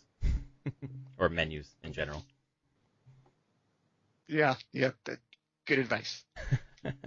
I'll just keep playing this podcast back and listening to that little piece. That means we're on to number 5, I think, right? Yep. My number 5 is Witcher 3. I was like, did you just piss very off and putting it at 5? He knows that I don't. I have it's a White Orchard. I have a couple quibbles. There's White Orchard is an issue. Like, the pacing of White Orchard sucks. Actually, most of my issues with the game are points where the pacing just fails. The other point I had to look it up specifically because it always sticks in my mind is whenever you have to go find, you're sending like, oh, you need to talk to Dandelion. And then you get the damn stupid RPG thing of like, well, before you talk to Dandelion, you need to do these 3 things. And those are all going to split off into other tasks too. And then you can get to the thing you want to do. And the pacing of that specific session, and then Skellig, the beginning of Skellig, really bugged me. If those had been trimmed down, I think I would have enjoyed the game. It would make me be willing to go replay the game a lot more. Because I just don't want to do those parts again. But I will play Blood and Wine again, easily. Oh my god, what a great expansion. I think Blood and Wine is I'm just like, that's exactly what I want this game to be all the time. So that's the only reason it's at 5. I enjoyed Witcher 3 a ton. Once I got into it, once I got through White Orchard, I think it was the 4th time of me playing the game that I finally got through White Orchard. Because everyone talked about how great this game is. And I saw why once I finished there and got got through the end of White Orchard, and it kind of just like the story really picked up speed and felt way more focused, at least for a while. Like the Bloody Baron stuff was great. Oh man, what a great sequence! That is a great sequence. The stuff when you go back to Kaer Morhen, like that when you find Ciri and you go back there, and it's just like from there on, it felt great too. So that's kind of where I fall on it, but I think it's a great game, and it's clearly been influencing RPGs since it came out. You can like a previous game on this list, Assassin's Creed Odyssey, very influenced by Witcher 3. So influenced. Oh man, like so. And I don't think it's a bad thing. It's really good. It means the writers and designers are caring about interconnecting that side stuff back to the main story and giving it much better context. Right. So it makes the whole experience better. Definitely makes it a lot richer. Yeah. I probably have more to say later. Sure you do. I'm sure you're biting your tongue. I am. So why don't we move to Brad, number 5? Number 5, we have The Resurgence, Doom 2016. Oh, nice. Doom is back with a vengeance, and it was awesome. I love where they suck at FPSs now. I love where they made it where you would regen health by just like going in close to the enemy and like ripping him in half, basically. Wasn't that the mechanic? The finisher move can do it, yes. Yeah, that's what I'm thinking of. If you finished him off with that. I'm trying to remember the differences between that and Eternal and not get them confused. I haven't played that far into the Doom 2016, but I thoroughly enjoy it. It reminds me of the original, but bringing it into the current generation, which was something I thoroughly enjoyed. Doesn't try and be anything super unique. It just embraces the fact that it's kill everything. Like that's your goal. Just go in and just destroy everything in front of you and don't think too much about it. I mean, all the new character designs were on point. There was lore there to get at if you wanted to. If you wanted to skip it, you could just skip it. It did have some of the issues of if you found out a certain weapon worked for everything, you could just keep using it and then use rune combinations to basically never run out of ammo, which I made hefty use of all the time. But it was one of those that I install and play through probably once a year at least now. I just love how energetic. I've only played 2 or 3 hours of it. It feels like it's almost always at a 10, and the soundtrack is killer. Yeah, that's definitely true. The soundtrack made a lot of difference. It just it matched it so well with what you're doing. Like that seems to be the music that is the most suited for it. Yeah, My Little Pony music would not have worked as well. No, but I want to see that mod now. I want that mod. It's no longer the Doom Slayer, it's the Care Bear Slayer. Yeah, it's like I'll be listening to the Care Bear sing as I'm going around just showering myself in gore. Just pull down a Doom video and strip out the audio and put up Care Bears. Yeah. It's Doom, the Fruity Land mod. All right, Anthony, you're the only game dev here. Can you get on that? No. Nope. All right, for me, number 5 is Hollow Knight, which is a game that I didn't know anything about until well after it launched. I think I heard a bunch of people on gaming podcasts talking about it on the PC, and I think it had been in early access for a while, or Kickstarter. Was it Kickstarter, Trev? Yeah, I think it was a Kickstarter. Yeah, okay. It was a Kickstarter. But then there was a rumor it was coming to Switch, and then at some E3, I think it shadow dropped during the E3, and I just grabbed it. And my memory of this game is just the 4 hours a weekend that I got to be alone. I would just take my Switch to my favorite tea shop and just sit there and play this game, just 4-hour sessions every weekend. And it was super challenging, but in the right way. It was really hard, but super doable if you pay attention, which it just held my attention. Maybe it's, again, the mobile aspect. I'm not sure the portable aspect, where I'm just in that screen, as opposed to at home where there's distractions or I'm worried about work or whatever else. But then there's also the badge system, where you're just adding different powers and kind of mixing and matching and figuring out what's good for a certain boss or a boss run or an environment run, trying to get resources or whatever.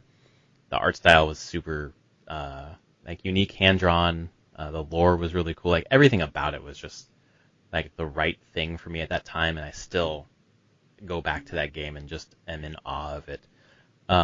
it's, the gameplay I think the most was the thing that really pulled me through the Metroidvania aspect, which actually this is the game. I think it might have been through conversations with Brad where it's like, you liked Hollow Knight so much, go back and play Super Metroid.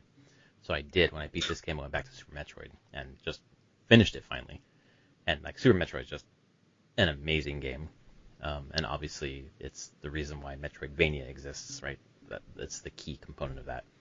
So I was glad to go back and play like the parent of the genre kind of thing. But Hollow Knight, like those memories of playing it in the tea shop, and then also the memories of the true ending, fighting the Radiance, and just literally dying over 100 times, and just like rage texting Brad every time I fucking died, and then him just patience. Yeah, exactly. Patience. He was just like very calm, like if you just are patient, you'll do it.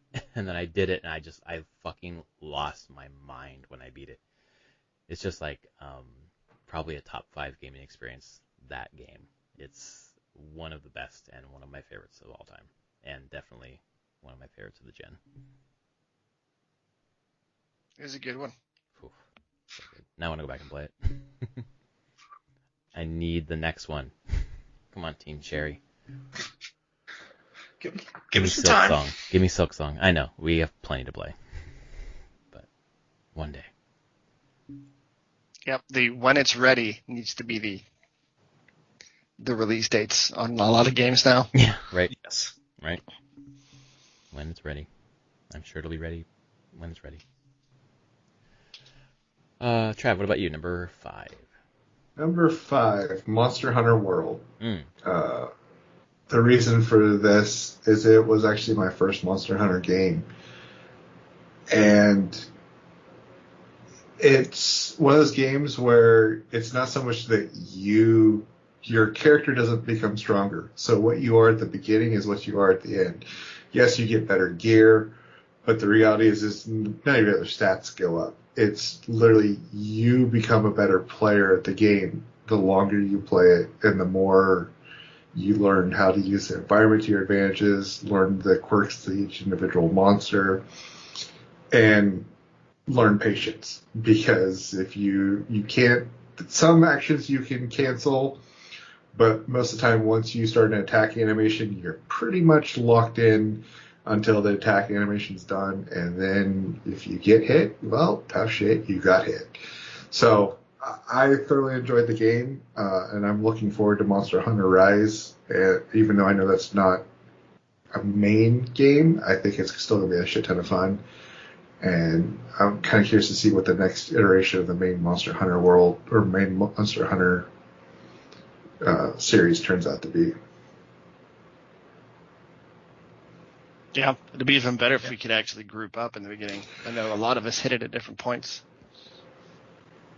Yeah, I was going to say, but then grouping up was I always played it solo. That's the only way I've ever played the game, because trying to group up with people that you knew was just, I think I accomplished it twice since I played the game, and yeah. It sucks. Am I up next? You are, yes. This is my number 4. Oh, perfect. See, so. I am to grouping up. I grouped up with friends every night for months. Every night for months. And I played with them close to or just more than 200 hours of this game. And that was just what I did. I did it from...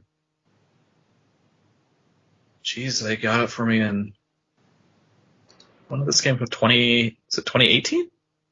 I was playing it? I think 2018. I'd have to look again. It was either 2017 or 2018. But whatever the spring was, got it. And then I played basically 6 months, most every night, with these 2 friends while they're around. And we'd group up, we'd do hunts, we'd go, we got super deep into the gear and like the best loadouts for the different monsters. And it was a blast. It was the most fun I've had playing like group games online since I'd been playing WoW. And I haven't gone back to playing group games since this game. And it was just the right confluence of events that it was great. Kids would go to bed. and then I would just sit down and play and do some solo stuff before my other friends got on, just kind of farming up different pieces, and then we just play and we just do hunt after hunt after hunt. The only reason I kind of bowed out of it in the end is they kind of stopped playing, and I think there's a point where a game can have too many content updates too fast. And it was like every 2 weeks there was new things showing up in the game, and I just couldn't keep up, and it kind of just started feeling overwhelming in a lot of ways. There was stuff that I wanted. They did like the Witcher 3 crossover. They did Street Fighter crossover stuff. They did Devil May Cry. They did a Horizon Zero Dawn pieces and cosmetics. Like, it was all great. It just was like I couldn't keep the pace up anymore. And so I kind of just, as soon as you kind of fell off that train, you get that feeling of like, I'm never going to get this stuff. So I guess I'm just not going to keep playing. I am looking forward to Rise though. And I'm pretty sure from an interview, it is a mainline game. I thought it was supposed to be a one-off, or not the main core group, but the offset. I don't know. I mean, I don't know the dev team, but I thought they were considering it an actual mainline sequel. Either way, it doesn't matter. I'm excited for that one. That's one of the ones I want to get day one. I guarantee it. And yeah, I already have it pre-ordered. I have the special edition pre-ordered with the amiibo. Yes, see, I don't need the amiibo. Well, I gotta have the amiibo. Why not have the amiibo? Exactly. I can make space for it. And that's why I don't need the amiibo, because I don't have space for any more of that stuff. And plus, I have a 2-year-old that will get her hands on it, and Kelly knows what will happen to it. That's true. My daughter's favorite toy is my amiibo. She loves them.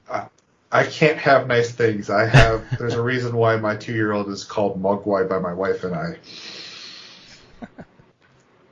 Yeah. So, yeah, that's also my number 4. And I am very much like, Monster Hunter World was not the first Monster Hunter I played. I had tried 4 and Origins on the DS. But I bounced off those pretty hard after maybe 4 or 5 hours of playing. They're very tedious early game, through those games. And I had friends that loved it, who would put hundreds of hours into Monster Hunter 3 and 4, and really wanted me to like it and play. And I was just like, I can't, I don't. Was it the zone thing? Or what's that? Was it the zone thing that made you turn off those early ones? No, it was you did a lot of pre-missions, a lot, before you ever hunted a monster. No, that's lot. Very boring. And there wasn't a lot of quality of life stuff. So if you wanted to mine stuff or do different things, you had to have pickaxes and tools on you that would degrade and break. Right. You had to take one out for each mission. They dropped a lot of that, almost all of that stuff for World. And then, yes, made the zones more freeform. They made the monsters feel like they live in the zones. Mm-hmm. Overall, World is truly the next stage of those games. But the core of World of hunting the monsters, getting parts, making different gear to hunt other monsters. I mean, it's the same core. Yeah. It's just a smoother experience in World. So, and it shows because World has outsold all of them. Right. So. Took out the tedium. Yeah, took out a lot of the tedium. Respected your time a lot more, and it also didn't, kill your hands to play the game because, playing on DS was so painful. They just made the game way more approachable, because even after Monster Hunter World was released, they released another one on the Switch, and the name's escaped. I know what you're talking about. Ultimate or something? And what's that? I tried. I think it was Ultimate. I think it was Ultimate, Monster Hunter Ultimate. Not Origins, Generations. Yeah, Generations. Generations, which is I had played on the DS, because it was a DS game. And I tried playing that on the Switch, and I got an hour or two into that, and I can't do this. And yes, Yeah, and I went back to Monster Hunter World again, and it's just, to Anthony's point, they got rid of the TDM, but they also just made the game more approachable because you start out hunting a monster almost immediately. Yeah, it's a great Geogrus, which is Sure. a joke, but when you, as a first monster, the first time I saw that thing, I was like, holy shit, and it started smacking me around like I was nothing. But, an hour or two later, every time I saw the Jagras, I was like, yeah, you're a joke, dude. You're, and I realized that, as I said before, you realize that it's not your character getting better, it's you getting better at what you're doing and understanding the world and how it works so that you approach the monsters in a smarter light. Because I can't remember the name of the one right now, but it looks like the giant T-Rex in that first area. Yeah. And holy crap, that dude slapped me around for days. And now I can go in there, and even before I've gotten any new gear, I can go in there, and if I run into him, yeah, will it take me an hour to kill him? Yeah, but I can kill him. So it's one of those things where you, as I said, you get better as a player, not so much as you just get more powerful so that you can just face tank it. Well, I know this is going to open me up to criticism, but I can't believe none of you have mentioned the most important part of Monster Hunter World. There is a Geralt skin. I mentioned it. I said Oh, here we go. Anthony brought that up. Okay, he sorry, said I it was missed a it. Witcher crossover. Okay. It's just that nobody cares. All right. I'm glad I could offer something to the conversation. My eyes rolled so hard I need to get new glasses. What's your 4, Brad? My number 4 is StarCraft 2: Legacy of the Void. I've probably put more time into StarCraft 2 than about anything in recent times. That's probably the go-to game now. I just hop into Commanders and then play for a couple hours each night. Didn't they just say that they're no longer supporting StarCraft 2? Because it first came out 10 years ago. Yeah. But that speaks to the game. They've been producing content and supporting it and updating it for the past decade, that's no small feat. Right. And they just added prestiges to all the co-op commanders. So it's leveling all of them up 3 times again. I'm looking forward to your 3, 2, and 1, Brad, because I thought this would be your number 1. I still go through, I'll play the campaigns of each, including the Nova Covert Ops, probably once every few months. I just enjoy those stories. See, this isn't fair, really, because you guys already know my number 1. So it's more of what comes before it. Right. Yeah, I'll be shocked if your number 1 isn't the one I'm thinking. No, you already know what number 1 is. I'm not throwing any curveballs at this. Yeah. All right, so then me for number 4 is Mario Kart 8, and I'm going to call it Deluxe, but it's kind of Mario Kart 8 in general, which I think it came out in 2014, and that was like such an event for me. I pre-ordered it from GameStop and had family in town, people who had grown up, I had grown up playing Mario Kart, but they played it with me, along with, Travis and Anthony and stuff as well. But brought everyone over, we made tournaments, we just had so much fun playing this on the Wii U, and this is the one game since I've gotten back into gaming that my wife got hooked on. She helped me put 100 hours into that game just on the Wii U. And then all the DLC cups that came out were really good, and the new characters and courses were just as good as what was in the base game. Having Animal Crossing characters and Link in there was awesome. And then when it came to the Switch, they added the multiplayer battling, which was something that I really liked from the N64 version that was nice to have back. And between all versions, having over 200 hours in the game. And then the accessibility in the Switch version as well. I don't think it was in the Wii U version. I think it's just the Switch version. But the assist mode, where basically it'll steer for you, keep you on the course, just have to press A, which has been really cool because it's gotten my daughter into playing that game. That's the one game, she can hold the Switch and play it on her own because she's just holding the A button.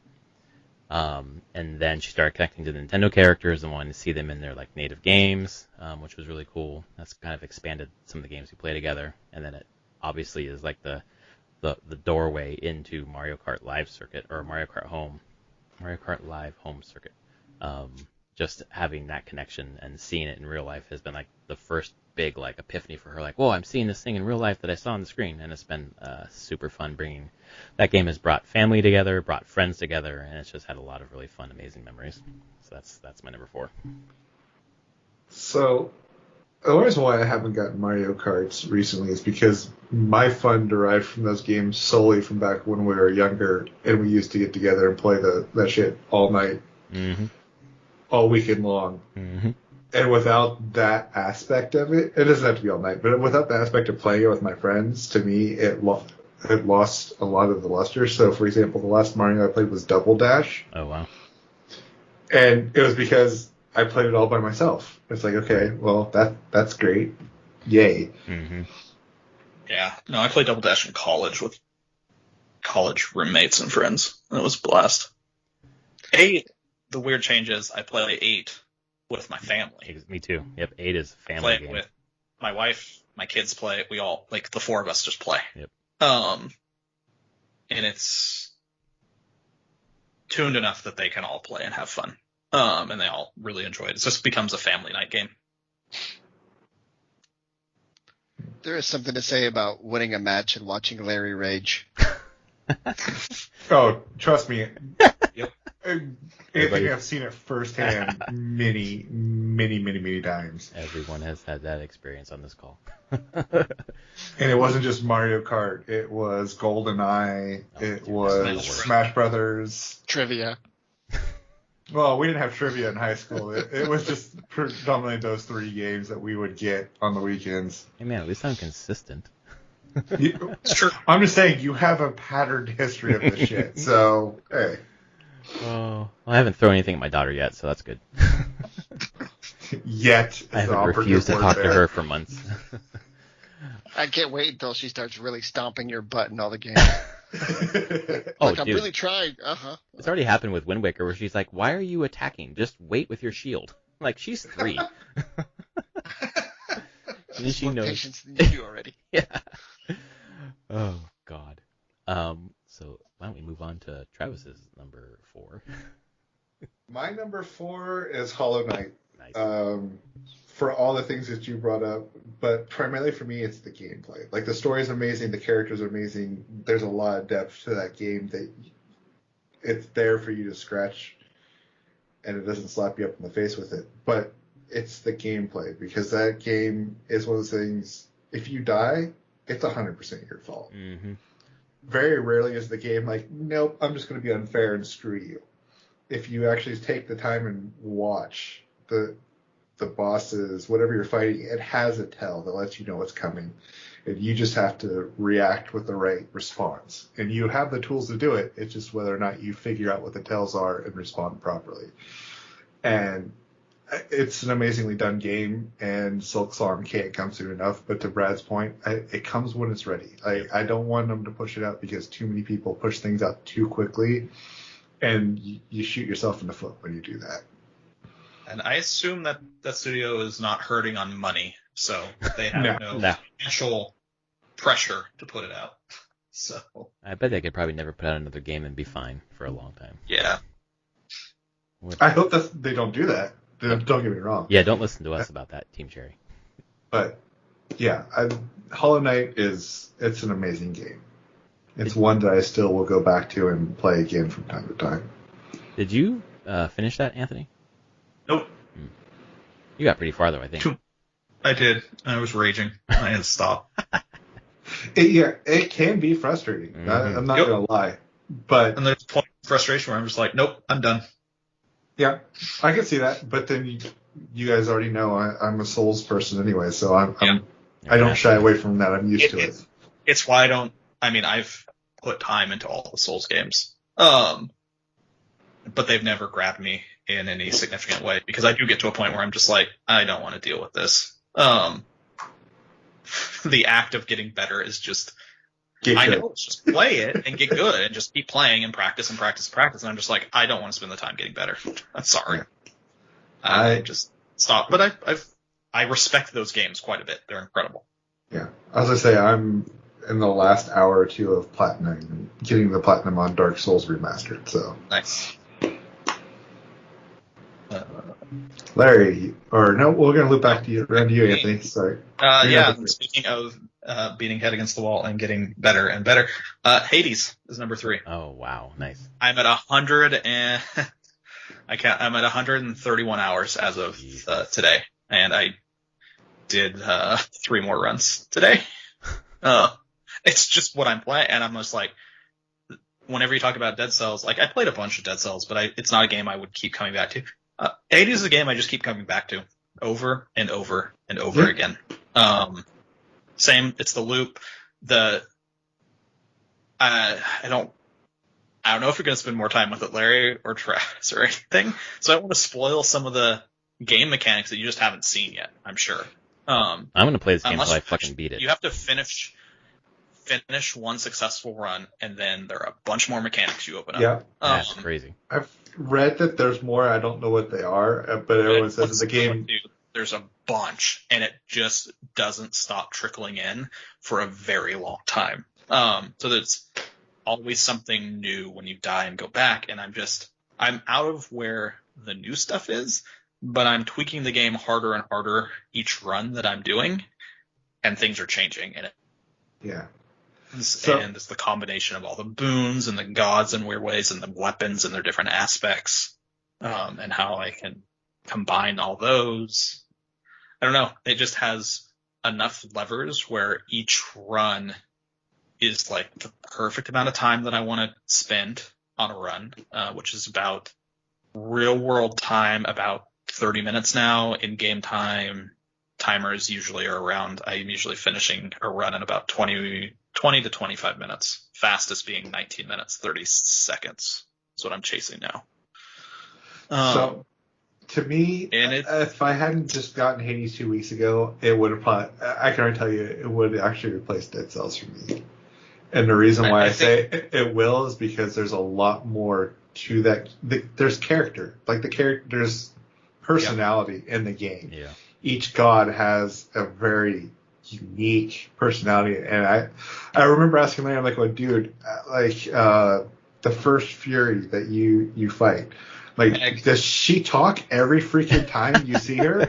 And he's like, yeah. And I'm like, holy crap, it's not the same shit every time either. It's like, how did they plan for you to see this character this many times and keep it? And I've seen that they've changed it up a little bit, but it's just amazing that they put that much into the characters. There's 21,000 voice lines in the game. And that's, like I said, if I hadn't just started it 2 weeks ago, Dead Cells will end up being replaced by this game at some point in time. Yeah, and to me, like personally, I just like this style of combat better. That's why it's more. I like it better than 2D platforming. I like the isometric action combat, and I think they nail it really well. Yeah, they do. Yeah, I think if I had more time with that, it'd be on my list for sure. But the fact that I know it hit early access a long time ago, but 1.0 was what, a month ago? Yeah. August. I thought it was August. Okay. It was September 17th or something like that. Okay. For it to have crept this high on your favorite of gen list is just, it's amazing. I can't stop playing it. Yeah. I don't want to stop playing it. Yeah. They're like, that's good. Yeah, and I'm just like, I've made jokes of it. Maybe it's because it's a game about trying to escape a hellscape constantly. So it's about and 2020, I can't do that in my life, so I at least can do it in games. Right. Totally. Yep. And I don't typically like roguelikes or roguelites at all, unless it's very specific games, and this one hasn't turned me off to it yet. Have you started playing it? Yeah. Nice.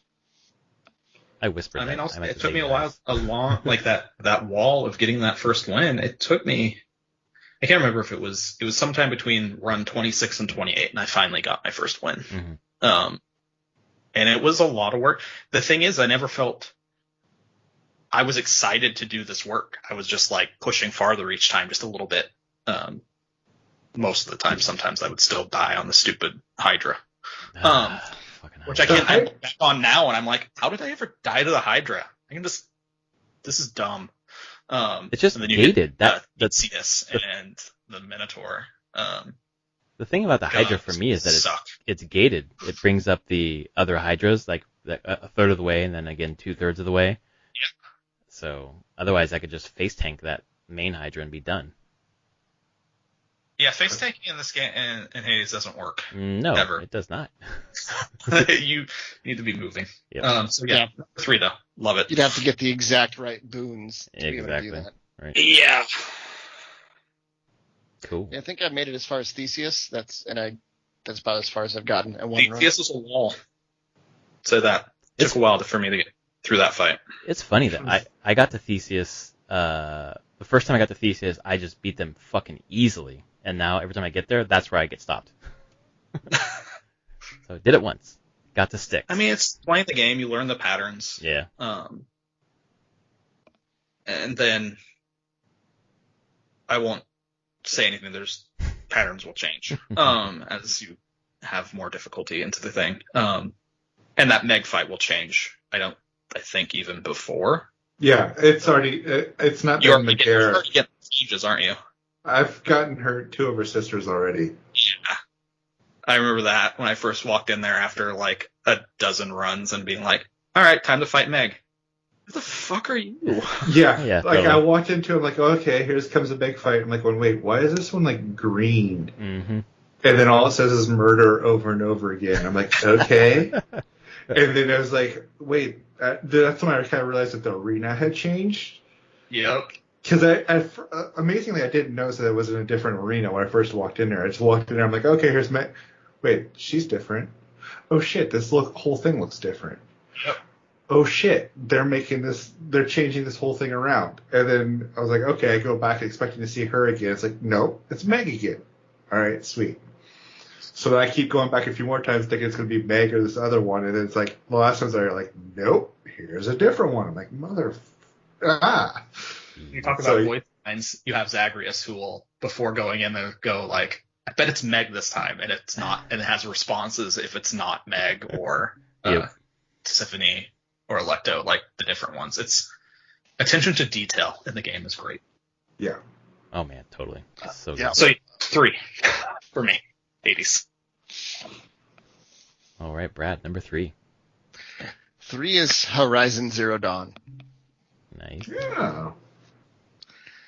Yeah, the story was phenomenal. Really loved the idea behind it.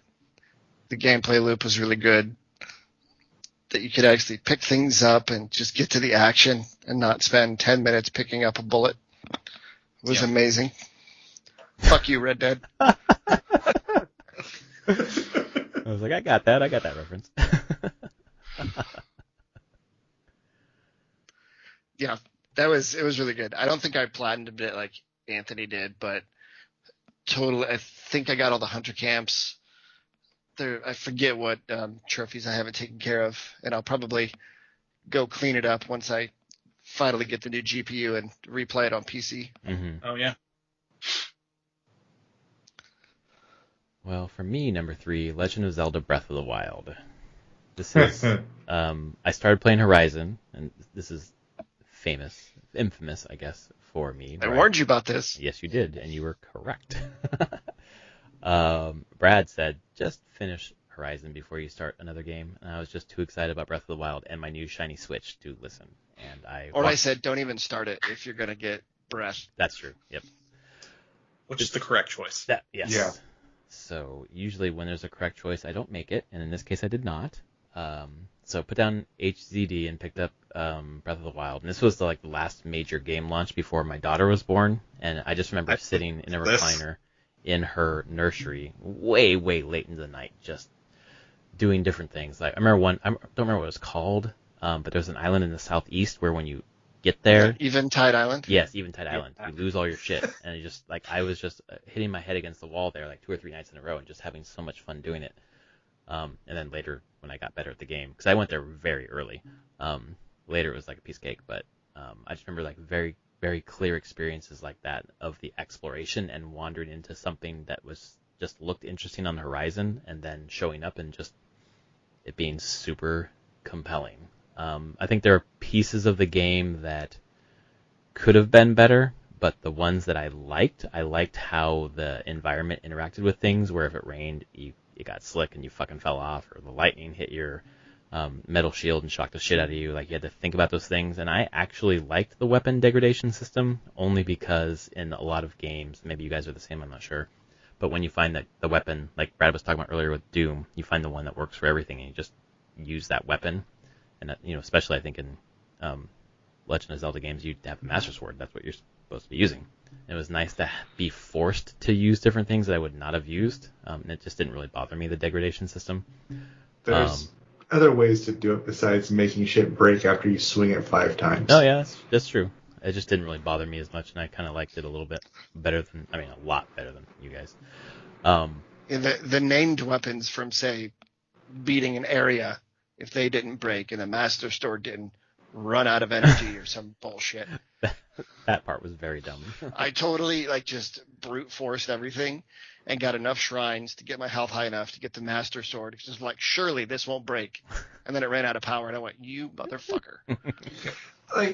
You could have made it to where the Master Sword was only good against the ancients or whatever. And then, all the little goblins and stuff out there, just, it hardly scratches them. Yeah. And then it's like, oh, shit, okay, I'm not going to use the Master Sword on this. I'm going to use something else. That would have made it fine with me. But to Brad's point, if I swing it a few times and all of a sudden it's like, no, I've run out of energy. Motherfucker, I'm going to throw you in the ocean because you are just about worthless to me. I really liked the... I don't know, I just didn't get dragged down with that, but I'm way less of a fan. I was way less of a fan of Legend of Zelda than you two, or all three of you really, until this game. But just I think the story was compelling too, the champions and what happened 100 years ago, which is really cool that we're about to find that out in this Musou game basically. But my daughter, again, things keep going back to my daughter. She is fucking obsessed with Rivali and Urbosa. And we've been making papercraft. We have a papercraft Rivali and Urbosa and Daruk, and we need to make a Mifa. And she just loves the champions, and she knows there's a game coming out with their story, which she's not able to... Well, we'll see what the cutscenes are like, but nothing with battling she's allowed to watch. And that fucking game is all battling, so we'll see how that goes. But it's really cool to, see... there was a... someone took all the cutscenes of Breath of the Wild and cut them all down. And it's just like a 2-hour movie that my daughter and I watch. And there is no battling. You start when you're facing Water Blight Ganon or whatever, it shows him, and then it cuts to the end of the battle.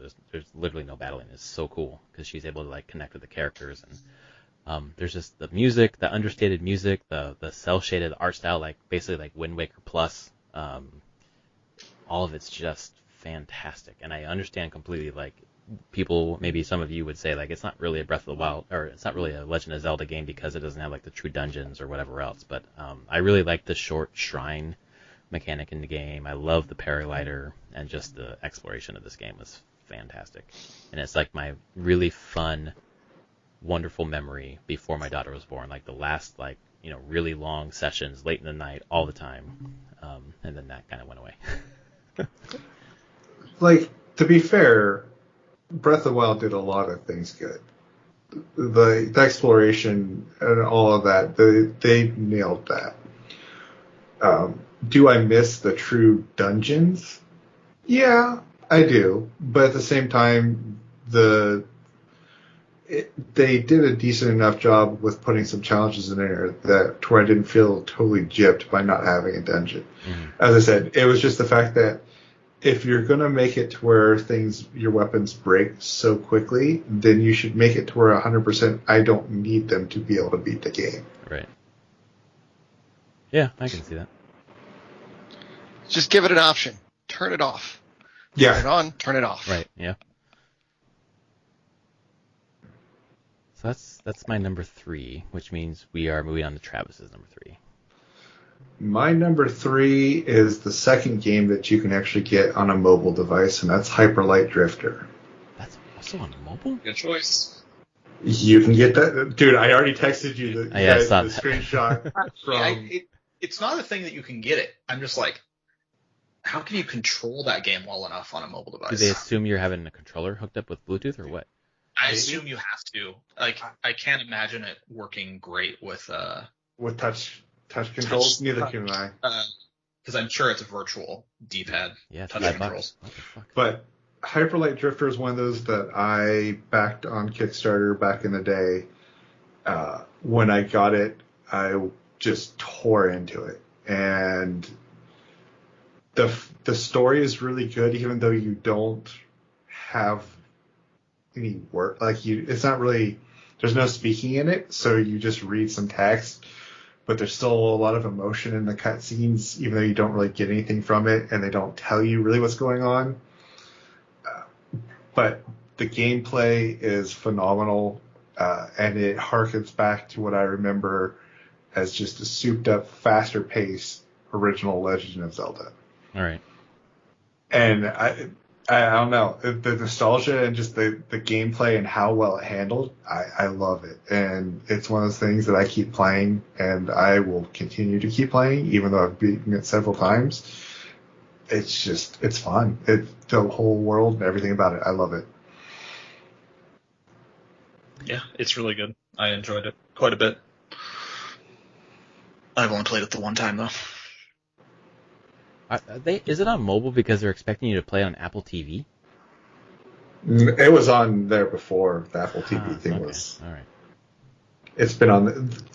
You'll find out that a lot of these games that have been done by smaller like indie publishers that are side-scrolling or older graphic styles, for example, like Dead Cells and Hyper Light Drifter, since you don't need a ton of power to run them properly, they're putting them on the mobile just to see what they can get in that market. And right. I can't fault them for it. No, of course not. This when they did the Switch version, which the Switch version is Switch's mobile hardware. Mm-hmm. So they're just like, hey, we got it running on mobile hardware, so why not just release it on? Yeah. I mean, honestly, even if it doesn't do incredibly well on mobile, it's still some extra revenue coming in. Right. Well, just has to do better than the effort to port it. Yeah. Yeah, exactly. Well, top games right now are Among Us on mobile. So I guess, there's a big market on mobile for different games. Games that I wouldn't expect, so that's cool. Number 2, I think we're on now, with back to Anthony. Persona 5 Royal. Best JRPG I've ever played in my entire life. Dang. Trounces everything. Travis, you're talking about wanting classic turn-based JRPG? This is it. Yeah. Incredible amount of style and substance and deep turn-based tactical gameplay. It's one of those games that's been on my list forever to try. But the problem is I'm like, when do I have the time to sink into something like that? Because I know if I get it's just going to consume me. Yeah, and it did. I played this game twice. I put Royal as my number 2 because that's the last one I played, and I think it is better in all ways than Persona 5. But I played through and beat Persona 5, and I played through again and beat Persona 5. Which better time than now, Travis. Yeah. Combined with like 250 hours. Boy, I thought you were going to finish that sentence by saying, I put Persona 5 Royal as my number 2 because Persona 5 is my number 1. No. I only chose one. As favorite, Persona 5 was great, but Royal is just better. There's nothing no change that they made in Royal that I'm like, no, you shouldn't have made that. Everything is better. Right. And it's just a great JRPG. I love the characters. Again, with all that time and the way that there's most everything's voice acted, the art style and the way that it has the mix of the like time management piece and hanging out with those people and in doing what you need so you can go into the different palaces, dungeons. Gets you really connected to all the characters in the game. And so I can't think of a JRPG I've had more fun playing ever. And the soundtrack is incredible. Oh man, that soundtrack is great. Yeah. I used to listen on YouTube all the time at work. Yeah. Yeah, it's really good. Super. So yeah, that is my number 2. I've talked about it on this podcast a lot. Yeah, that's for sure. Brad, number 2. 2, we have God of War. Nice. And I'm playing. I think I played all the God of War games minus the ones that came out on PSP at the release, and been really excited for them. Really enjoyed 1, 2, and 3 from the originals, and then getting to play the remasters of the PSP games once they released those. And then the hype that was around God of War when they did that E3 reveal, where I believe everyone practically shit themselves when they realized what they were doing. And then it turned out they really had their shit together and made a hell of a game. I can't add anything to it. That game's amazing. I mean, every aspect of it is just so finely tuned. It is. It's making me wonder how was that going to be for Ragnarok? A 4-year turnaround? 3 year? The rumors are within 3 months. Oh, wait, that's going to release It'll within 3 be months? released within the next 3 months. Jesus. Yeah. Some of the stuff I've seen was it's all rumors and alleged, Uh-huh. but they're like, if the leaks are true, within 3 months. Because they dated it. At least it's dated for 2021. That would mean January then. That seems like an odd Yeah. time. I mean, it could be, and that could be that early, or it's my thought is it's either going to be super quick, or it's next holidays, like main release. Mm-hmm. Yeah. And then 3 years after, because it was April 20th, 2018 for God of War. So that'd be 3 years after the fact. If they're using practically the same engine with upgrades, that's a reasonable turnaround for a sequel that uses the same assets. Yeah. Yeah. But I don't think it's Barlog who's working on it, right? Someone else is directing it. I believe so. As a woman, if I recall. Someone who was That working kind on of goes in with the main series anyway. it. Right. So it started with David Jaffe, then Sig Hasmussen Yeah. was on 3. Corey was, I believe he was a like art director or something, or He was a story writer on 2, and an animator on 1. yeah. Game director, story writer on 2. Story writer on Chains of Olympus. Didn't do a whole lot on. He did some initial design and story layout on 3. I'm just reading what it says here. He did, and story layout on 3. Oh, because then he had left. He left and worked on Tomb Raider reboot at Crystal Dynamics as the cinematics director, and then he came back to Santa Monica after that. Did anyone else watch that documentary, the Raising Kratos? Mm-mm. No. That was actually pretty good. Yeah, I've seen. Yeah, I watched. That was good. Showing we're going to expand because we have multiple projects, and then one project gets shelved, and then they had to assume about 100 new staff 9 months earlier than expected, and then give them tasks. Yeah, it sounds like a recipe for disaster. All while moving locations. Right. Yeah, they pulled it off though. Dang. Yeah, that's a good game. Where would I watch that? Didn't PlayStation produce that? Should be on their YouTube, isn't it? Oh yeah. Yeah. Oh. It's all, if you look for Raising Kratos on YouTube, I think it was the PlayStation UK that I saw it on, but it should be out there on YouTube. Oh, there we go. 2 hours on YouTube. Okay. I was watching that while I rebuilt my PC. Not in the build a PC game, but actually your PC. Actually, my PC. Yeah. All right, my number 2 is maybe going to be a little surprising. My number 2 is Witcher 3. Just Only surprising because it's not number 1. yes, that's Yeah. yeah. Larry, I thought you would make it number 0 and add another one. Thought about it. I definitely did think about it. There's just so much to say about why I like this game in terms of like the engaging writing or like the medieval fantasy. That's like my wheelhouse. I love medieval fantasy. The towns and the armor and the swords and all of that stuff is just Sword and Board, I love it. But I was just trying to think about what really made this game sing for me, and I think it's, like, looking back, I really think I love this game so much because it's a game that I played a year after I got back into gaming, after like a 15-year hiatus, where in that time I mainly just played, if I played anything, it was Counter-Strike or Diablo 2.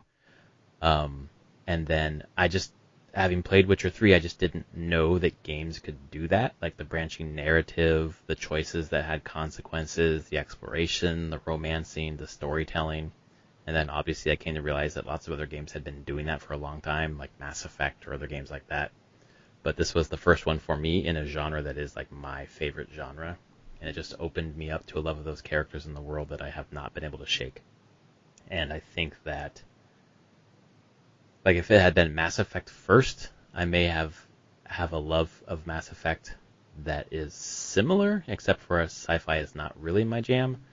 But I really think that's the thing that's like sunk Witcher 3 into my heart, because that was just like, I was in awe. I couldn't believe games could do that, because I had been kind of from gaming for so long.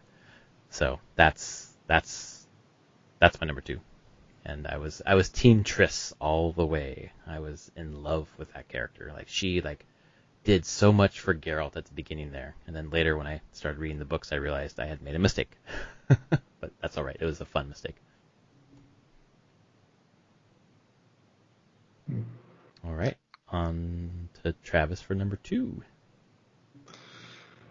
My number 2 is going to be an interesting one. Nier Automata. Nice. The story.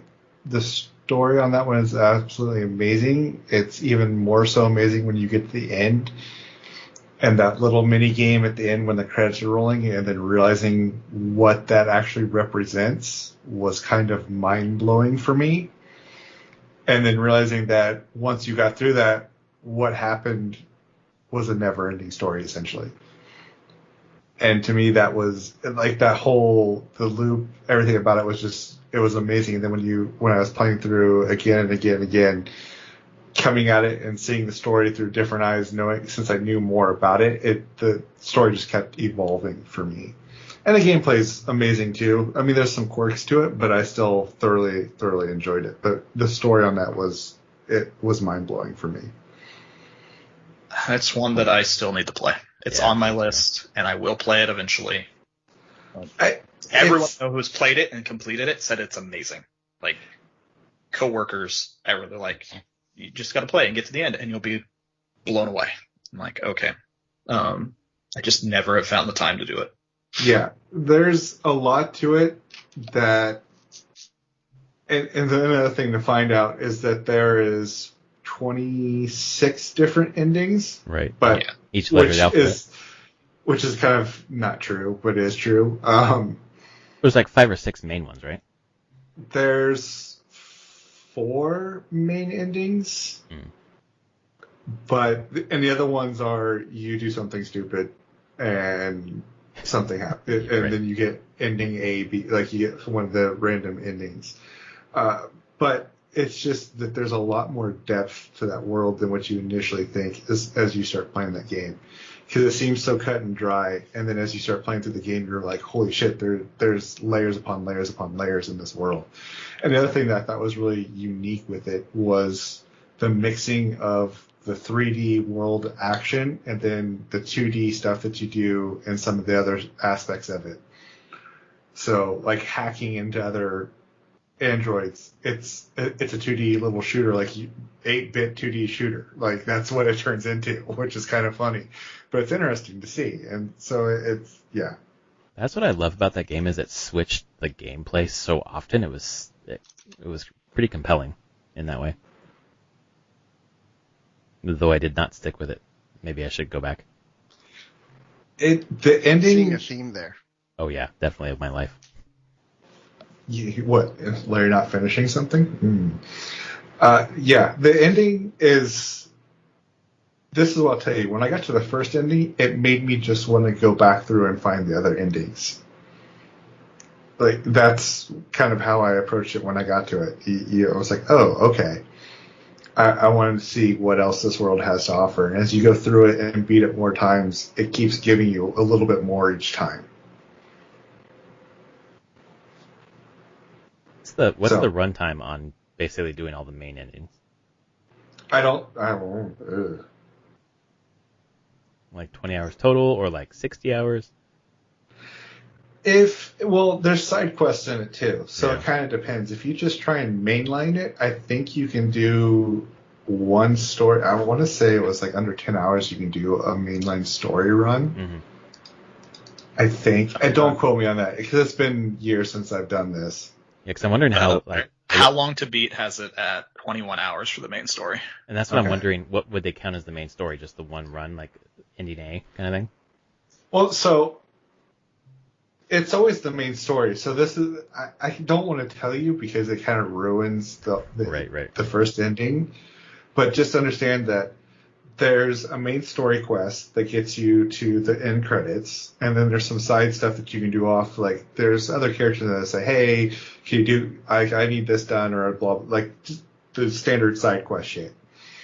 And you can either just ignore all that and just do the mainline thing, or you can do some of the side stuff, and it doesn't really.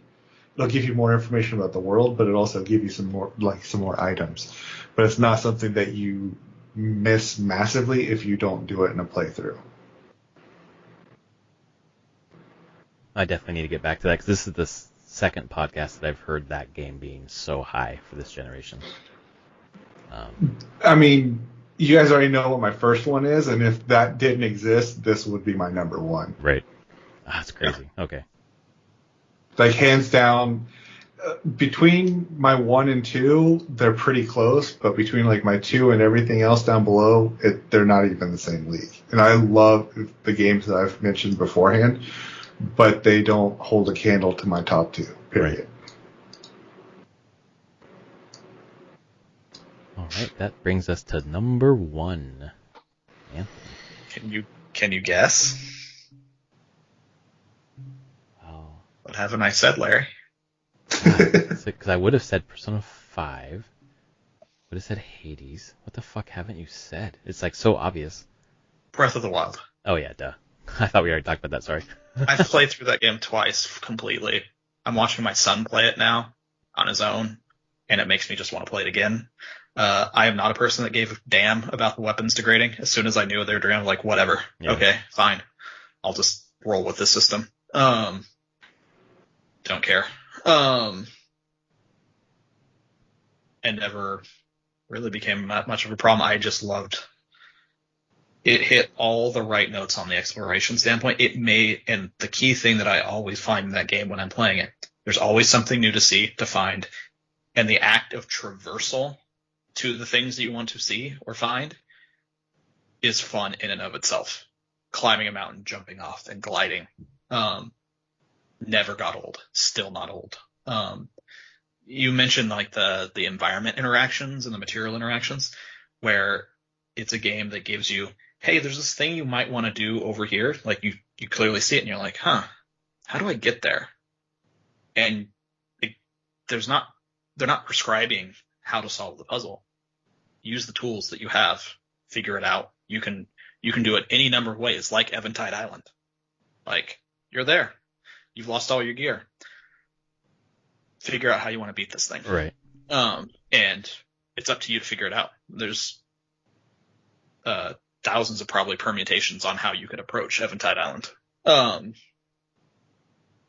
And as a person who's loved Zelda, like, I had gotten pretty disillusioned with the franchise with God, what was the one Skyward that Sword? I hated Skyward Sword. I hated that game so much. I will say, as even a Zelda game, I'm like, I thought it was a really bad game.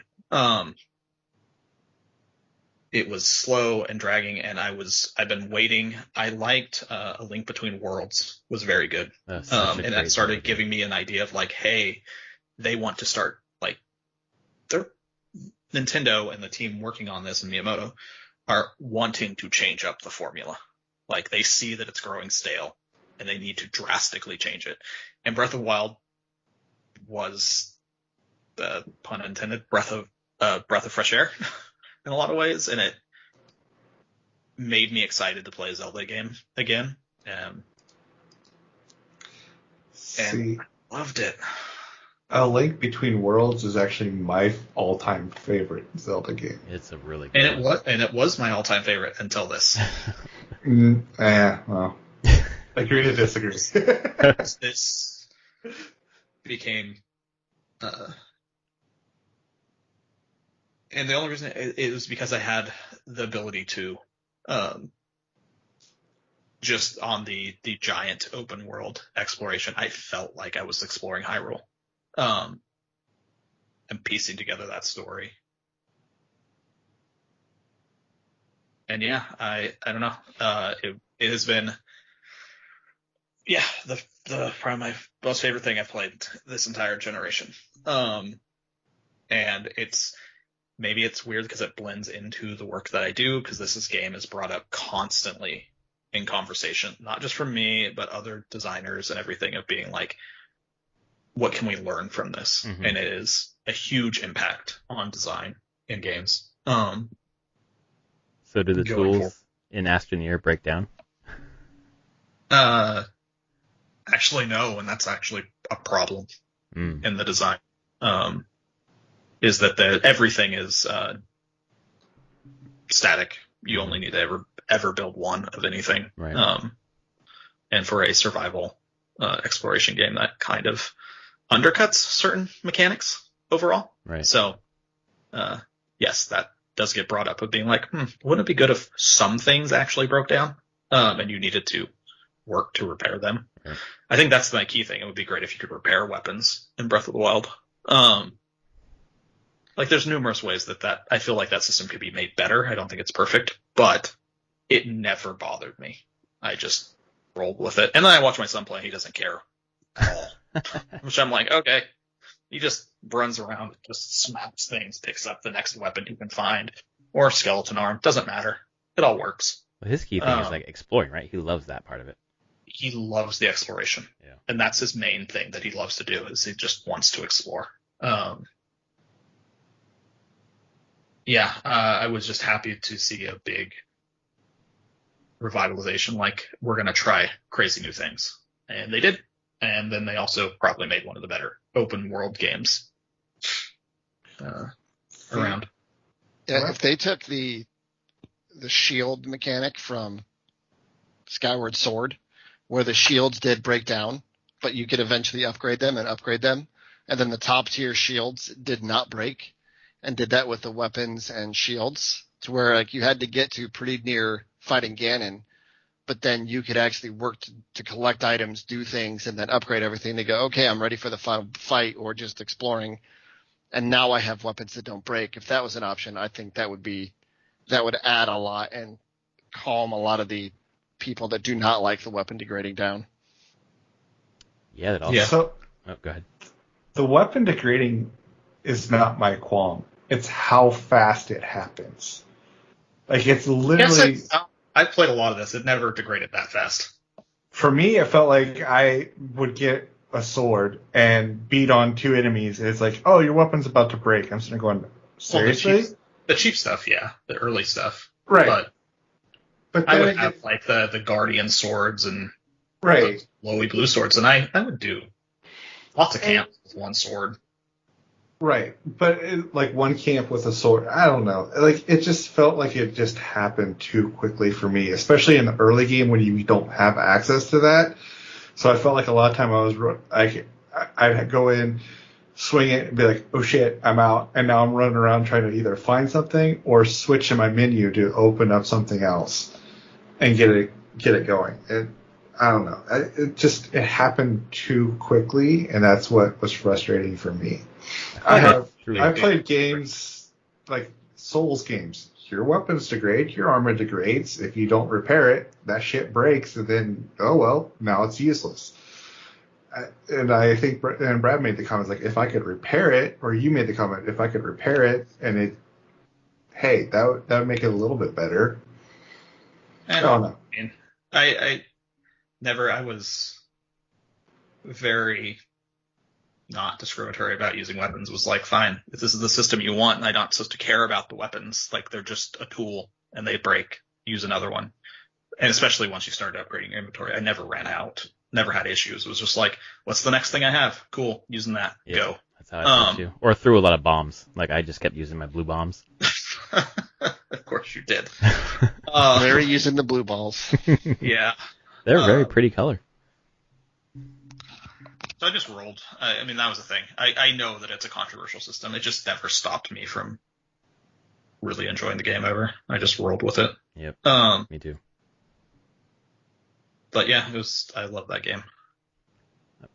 I'm going. And it's funny, like, still see my son playing it. Like, he played it 2 weeks ago. He pulled it out and played it for like an hour. He's like, that's what I want to do for my game time. And I saw it and I was like, yep, there's that draw that I want to pick it up and play more. Because I'm sure there's stuff I haven't seen in the game. Oh yeah, for sure. I mean, there's so much compelling about that game. Not just the gameplay, but like, I mean, again, back to my daughter. Like the story is just like, we are constantly. My wife knows all the names of the champions. She spent time with my daughter today, making Impa.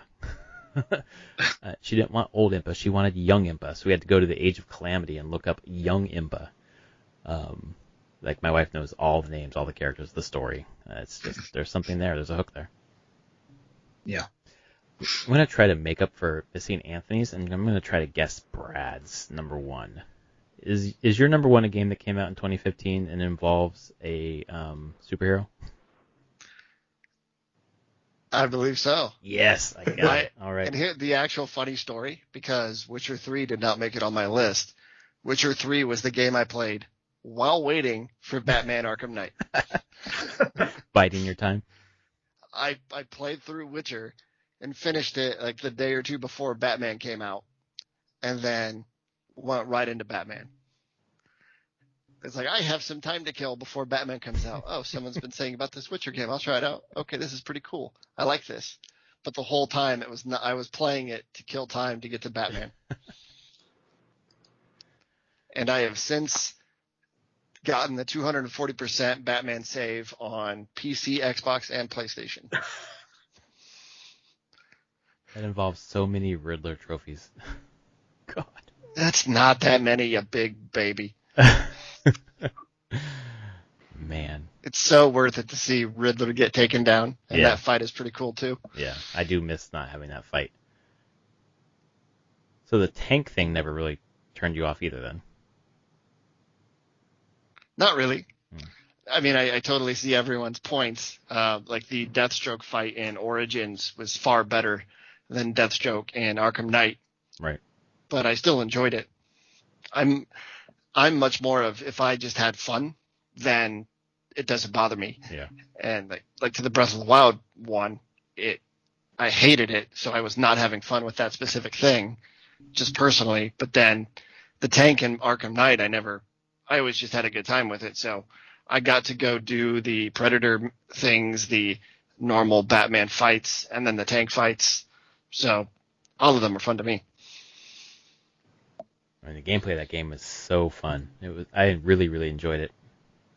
And I don't read the comics, so the story was something that was new to me too. And of course, Mark Hamill's Joker is just so fucking good. Yeah. Yeah, him and Kevin Conroy together is like a dream Batman and Joker. Right. So good. I mean, it makes me excited for, I believe the new Suicide Squad that's the one done by Rocksteady. Mm-hmm. Yeah. Yep. Yeah, that, and then the new, was it Gotham Knights? I'm excited for too. Yeah, that one looks really good. Was it Nightwing? Batgirl. Batgirl. Red Hood. Oh yeah. And Robin. Right. Yeah, that one looks really good. So a Robin, and Batgirl. Yep. Yeah. That works.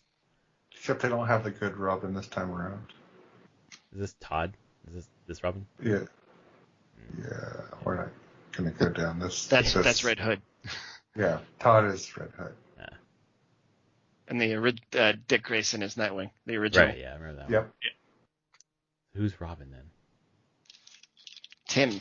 Oh, Tim Drake. Tim Drake Yeah. instead of Damian Wayne. It'd be better if it was Damian. Yeah. That's a whole other conversation. Yeah, that's another podcast. Yeah. And I remember in Arkham Knight, everyone all of the stuff leading up to it was, no, this Arkham Knight is a brand new character, because it was. But then when the swerve happened of, yes, Arkham Knight was a brand new character, and then he turned into Red Hood, and then the collective internet just screeched. Yeah. I was like, hey, so what if you saw it coming? It was still pretty cool. I still get a little choked up whenever that happens. Because, who is it? Troy Baker, I believe, did the voice, and he always does really well. Yeah. It was still good. It was obvious what was happening, but it still was good. All right, my number one. Let's see if y'all can guess it. Smash. Good guess. Like, there weren't many options left, dude. Like, you hadn't said Smash yet, and I'm sure it was going to be on this list somewhere. It had to be on this list somewhere. It is not Smash, no. And Smash is not on my list. I thought you were going to see the standalone Gwent. Thronebreaker. I mean, you went through the whole Witcher thing without mentioning Gwent once. It was not a compelling part for me. Other guesses? Because it's not Smash. Okay.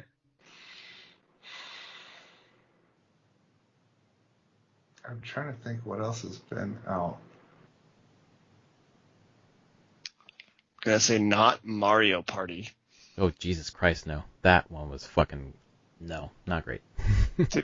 That's why I said not. You haven't said Mario Odyssey. I was going to say Odyssey was going to be what I was going to say. I'm going to read what I wrote and not tell you the name. Okay. So this is a game that I loved when it launched, but man, this game has kept me sane during the pandemic. It's brought me closer to people that I haven't been in regular contact with in a long time. It's deepened relationships with others, and it's been something to look forward to each week, a way to hang out with my friends safely. Rocket League. There you go.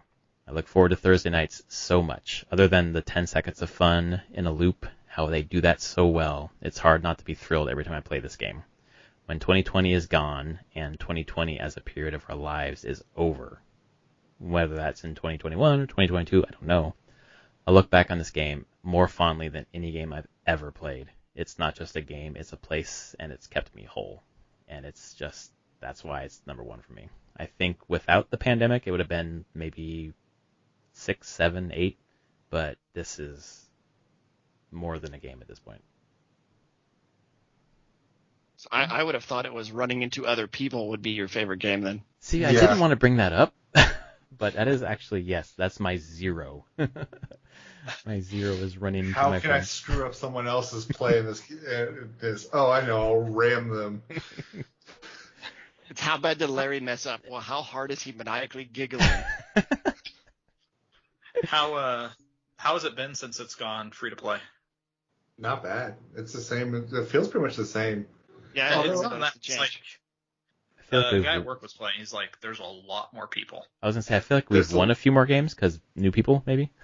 Yeah, there's more people. I will say that it does feel like leveling your seasonal pass seems to be a little bit slower than I remember. God, it feels like a lot slower than the last pass. Like the last pass, I was gaining so many levels a night. Now it's like maybe 1 or 2. Yeah, I will say that I will point out.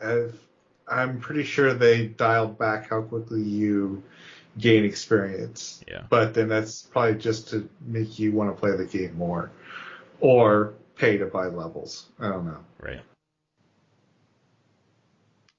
Yeah, it's definitely one I want to practice in and actually get a lot better at the flying and dribbling, everything else. We want you to, too, so we can do better. Why? Where you can ram him in midair and knock him out of the way? I know. I mean, Larry's going to learn just enough to hit me in the taint and knock me off. I mean, if he's in the air, I'll never touch him. I'll never figure that stuff out. I can barely hit him on the ground when I'm trying to. It's only when I'm not trying to. All right. Our number one for Travis is... I'm pretty sure it's Bloodborne. Yeah, you already know. Like, I would hold no secrets on this one. It's far and away Bloodborne. It always has been. It always will be.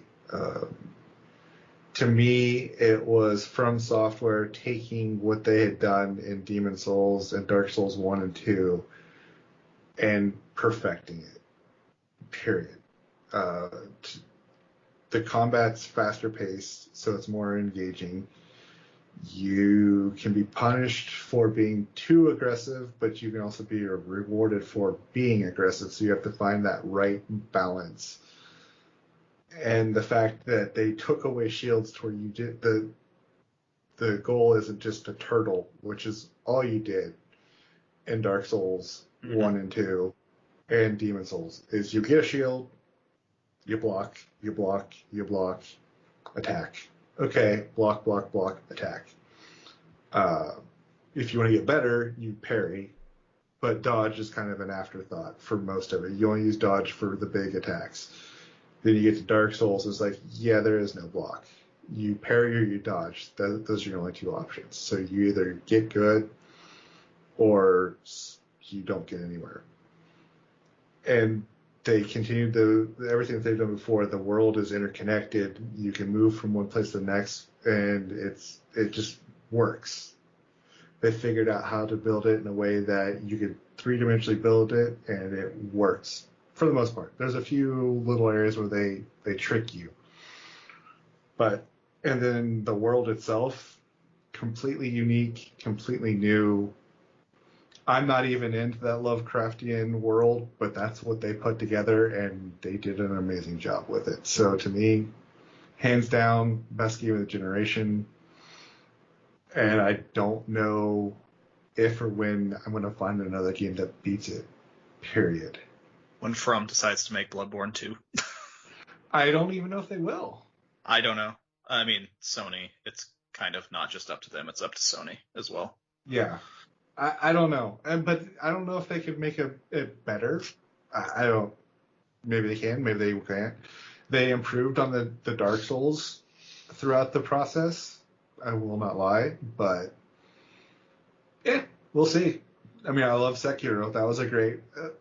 I don't know who said it, but I've seen it said multiple places. From Software is at their best when they're trying to do something new. Period. So there was another game that came out the same year as Demon Souls, and it was some ninja game that they did. And I'm trying to remember what the name of it. That's complete garbage. I know. I've seen someone play it on stream. Yeah, it took all the tropes, all the things like, oh, this is what everyone's doing now that's working really good, and they put it into a game, and it looks like crap. And then out of that same year, a few months later, Demon Souls comes out as totally different from anything else out there. And now we have this whole genre that's called the Soulsborne, that genre from that one game. And it's because they tried something new. And it's the same thing with Bloodborne. They took what they had been doing and they changed it. They did something new and they knocked it out of the park. And a lot of people have issues with Sekiro, but I think Sekiro was another one where they did something new and they knocked it out of the park. So for me, From Software is always best when they do something different and new. So I don't know if I really want a Bloodborne 2 so much as I would like to have another game in that world, but do something different with it. Well, you're going to get Elden Ring eventually, maybe. Please. Hopefully. Please. We're not getting Winds of Winter. Every time I see something up, I'm like, we're going to get some more Elden Ring tidbits? Nope, we're not. So eventually we'll get it, but From Software has a history of being like, well, it comes when it's ready, not before, and I applaud them for that. So hopefully that's the same thing with Elden Ring. We'll get it when it's ready. Yeah. Again, they're a company that financially they're pretty set, so they don't need to probably just spit something out until it's ready. Yeah, and I'll buy their games multiple times. I already have. I'll keep buying them on new systems. Demon Souls here in a couple weeks. Yeah, Demon Souls pre-ordered. That one and Miles Spider-Man, those two are pre-ordered. Those are the only two I've got pre-ordered. But, I have the original Dark Souls. I have Dark Souls Remastered. I have the original Dark Souls 2. I have, the Sins of the First Scholar. Like I keep buying them all. I have them in physical and I have them in digital. So, yeah. So Anyways. pretty good list of number ones, and pretty fitting that this is the longest podcast we've ever done in the entire 265. I think 265. I keep forgetting. Not surprising. Run. Yeah. What a fucking generation, man. What a great generation. Yeah. It has been. And looking forward to getting into the next one.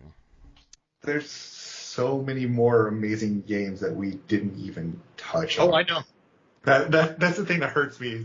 My list at the end, when I had to cut down to 10 and the 3, I had a list of 40 games that I was culling from. Yeah, I think mine was 28, and I brought that down to 15, and Smash was definitely in the top 15, by the way, but didn't quite make it. Yeah. I mean, I left a lot of the Nintendo games out that I love just because I found that there's other ones that I like more, but Hyrule Warriors, I know it's a Miso game, but that was a shitload of fun. That's a great game. There's a lot of great ones. Titanfall 2 I didn't put on here. Oh, God, yeah. Oh, man, that was such a good one. Divinity Original Sin 2. Yep, I have that one too. Beat Saber, Transistor, Shovel Knight. Shovel Knight, yep. Yep. I have Wolf. Rocket Middle was actually the new Middle Earth game, Shadow of Mordor, Shadow of War. Yeah. That's on my list too. Yakuza Yep. 0, the new Yakuzas. Mario Maker 2, or Mario Maker. Transistor. Titanfall. What is this? Overwatch. Yeah, it's a Titanfall 2. I think Titanfall was the original. Was too early. There's the Bloodstained. Probably, yeah. 2 is better anyway. Bloodstained, yeah. Yeah. No. Titanfall, the original Titanfall was March 11th, 2014. That was Xbox Yeah. One. Or Still were. Yeah, Xbox One. Yeah. And the FTL and Into the Breach. Oh, Into the Breach, yeah. Those are both good.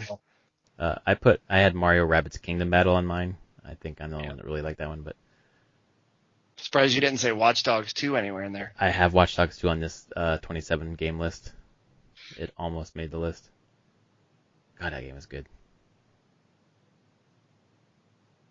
Yeah. Legions comes out, next week? Can you Next believe week. that? I didn't even see that they had gone gold. Like, they went crazy about Valhalla's gold, but I haven't heard anything about Legion. I'm worried if that's with how little they've been kind of downplaying that game coming out. They have been downplaying it significantly. Like, not downplaying, but they're definitely not. They're not Blasting talking about it. No. Yeah, they're not blasting it out there. Right. Which seems worries weird. me a little bit. Well, I'll let you know. I already got it pre-ordered. Yeah. Yeah, I mean, if it can work, it seems amazing. I worry that the systems that one of those designs with like anyone can be recruited and used and stuff will fall down into repetition, unfortunately. But I do appreciate people that try to do very grand designs like that. Just shoot for the moon. It's worth doing. Yeah, I'm waiting for reviews on that one, but Yeah. I love. I mean, at least they can patch in a character that's just here. They can do everything. Go be the new Aiden or the new Marcus. Right. Good stuff. Well, Cool. This has been episode 265 of Prof and Dev Play Games. We have Anthony and Brad here, or not Anthony and Brad, Anthony and Travis along with. Nope, goddamn it! It is too Patience. Slow down and do it right. Take a breath. Oh, it's so late. We have Travis and Yes. Brad There you go. alongside the two of us who are normally here.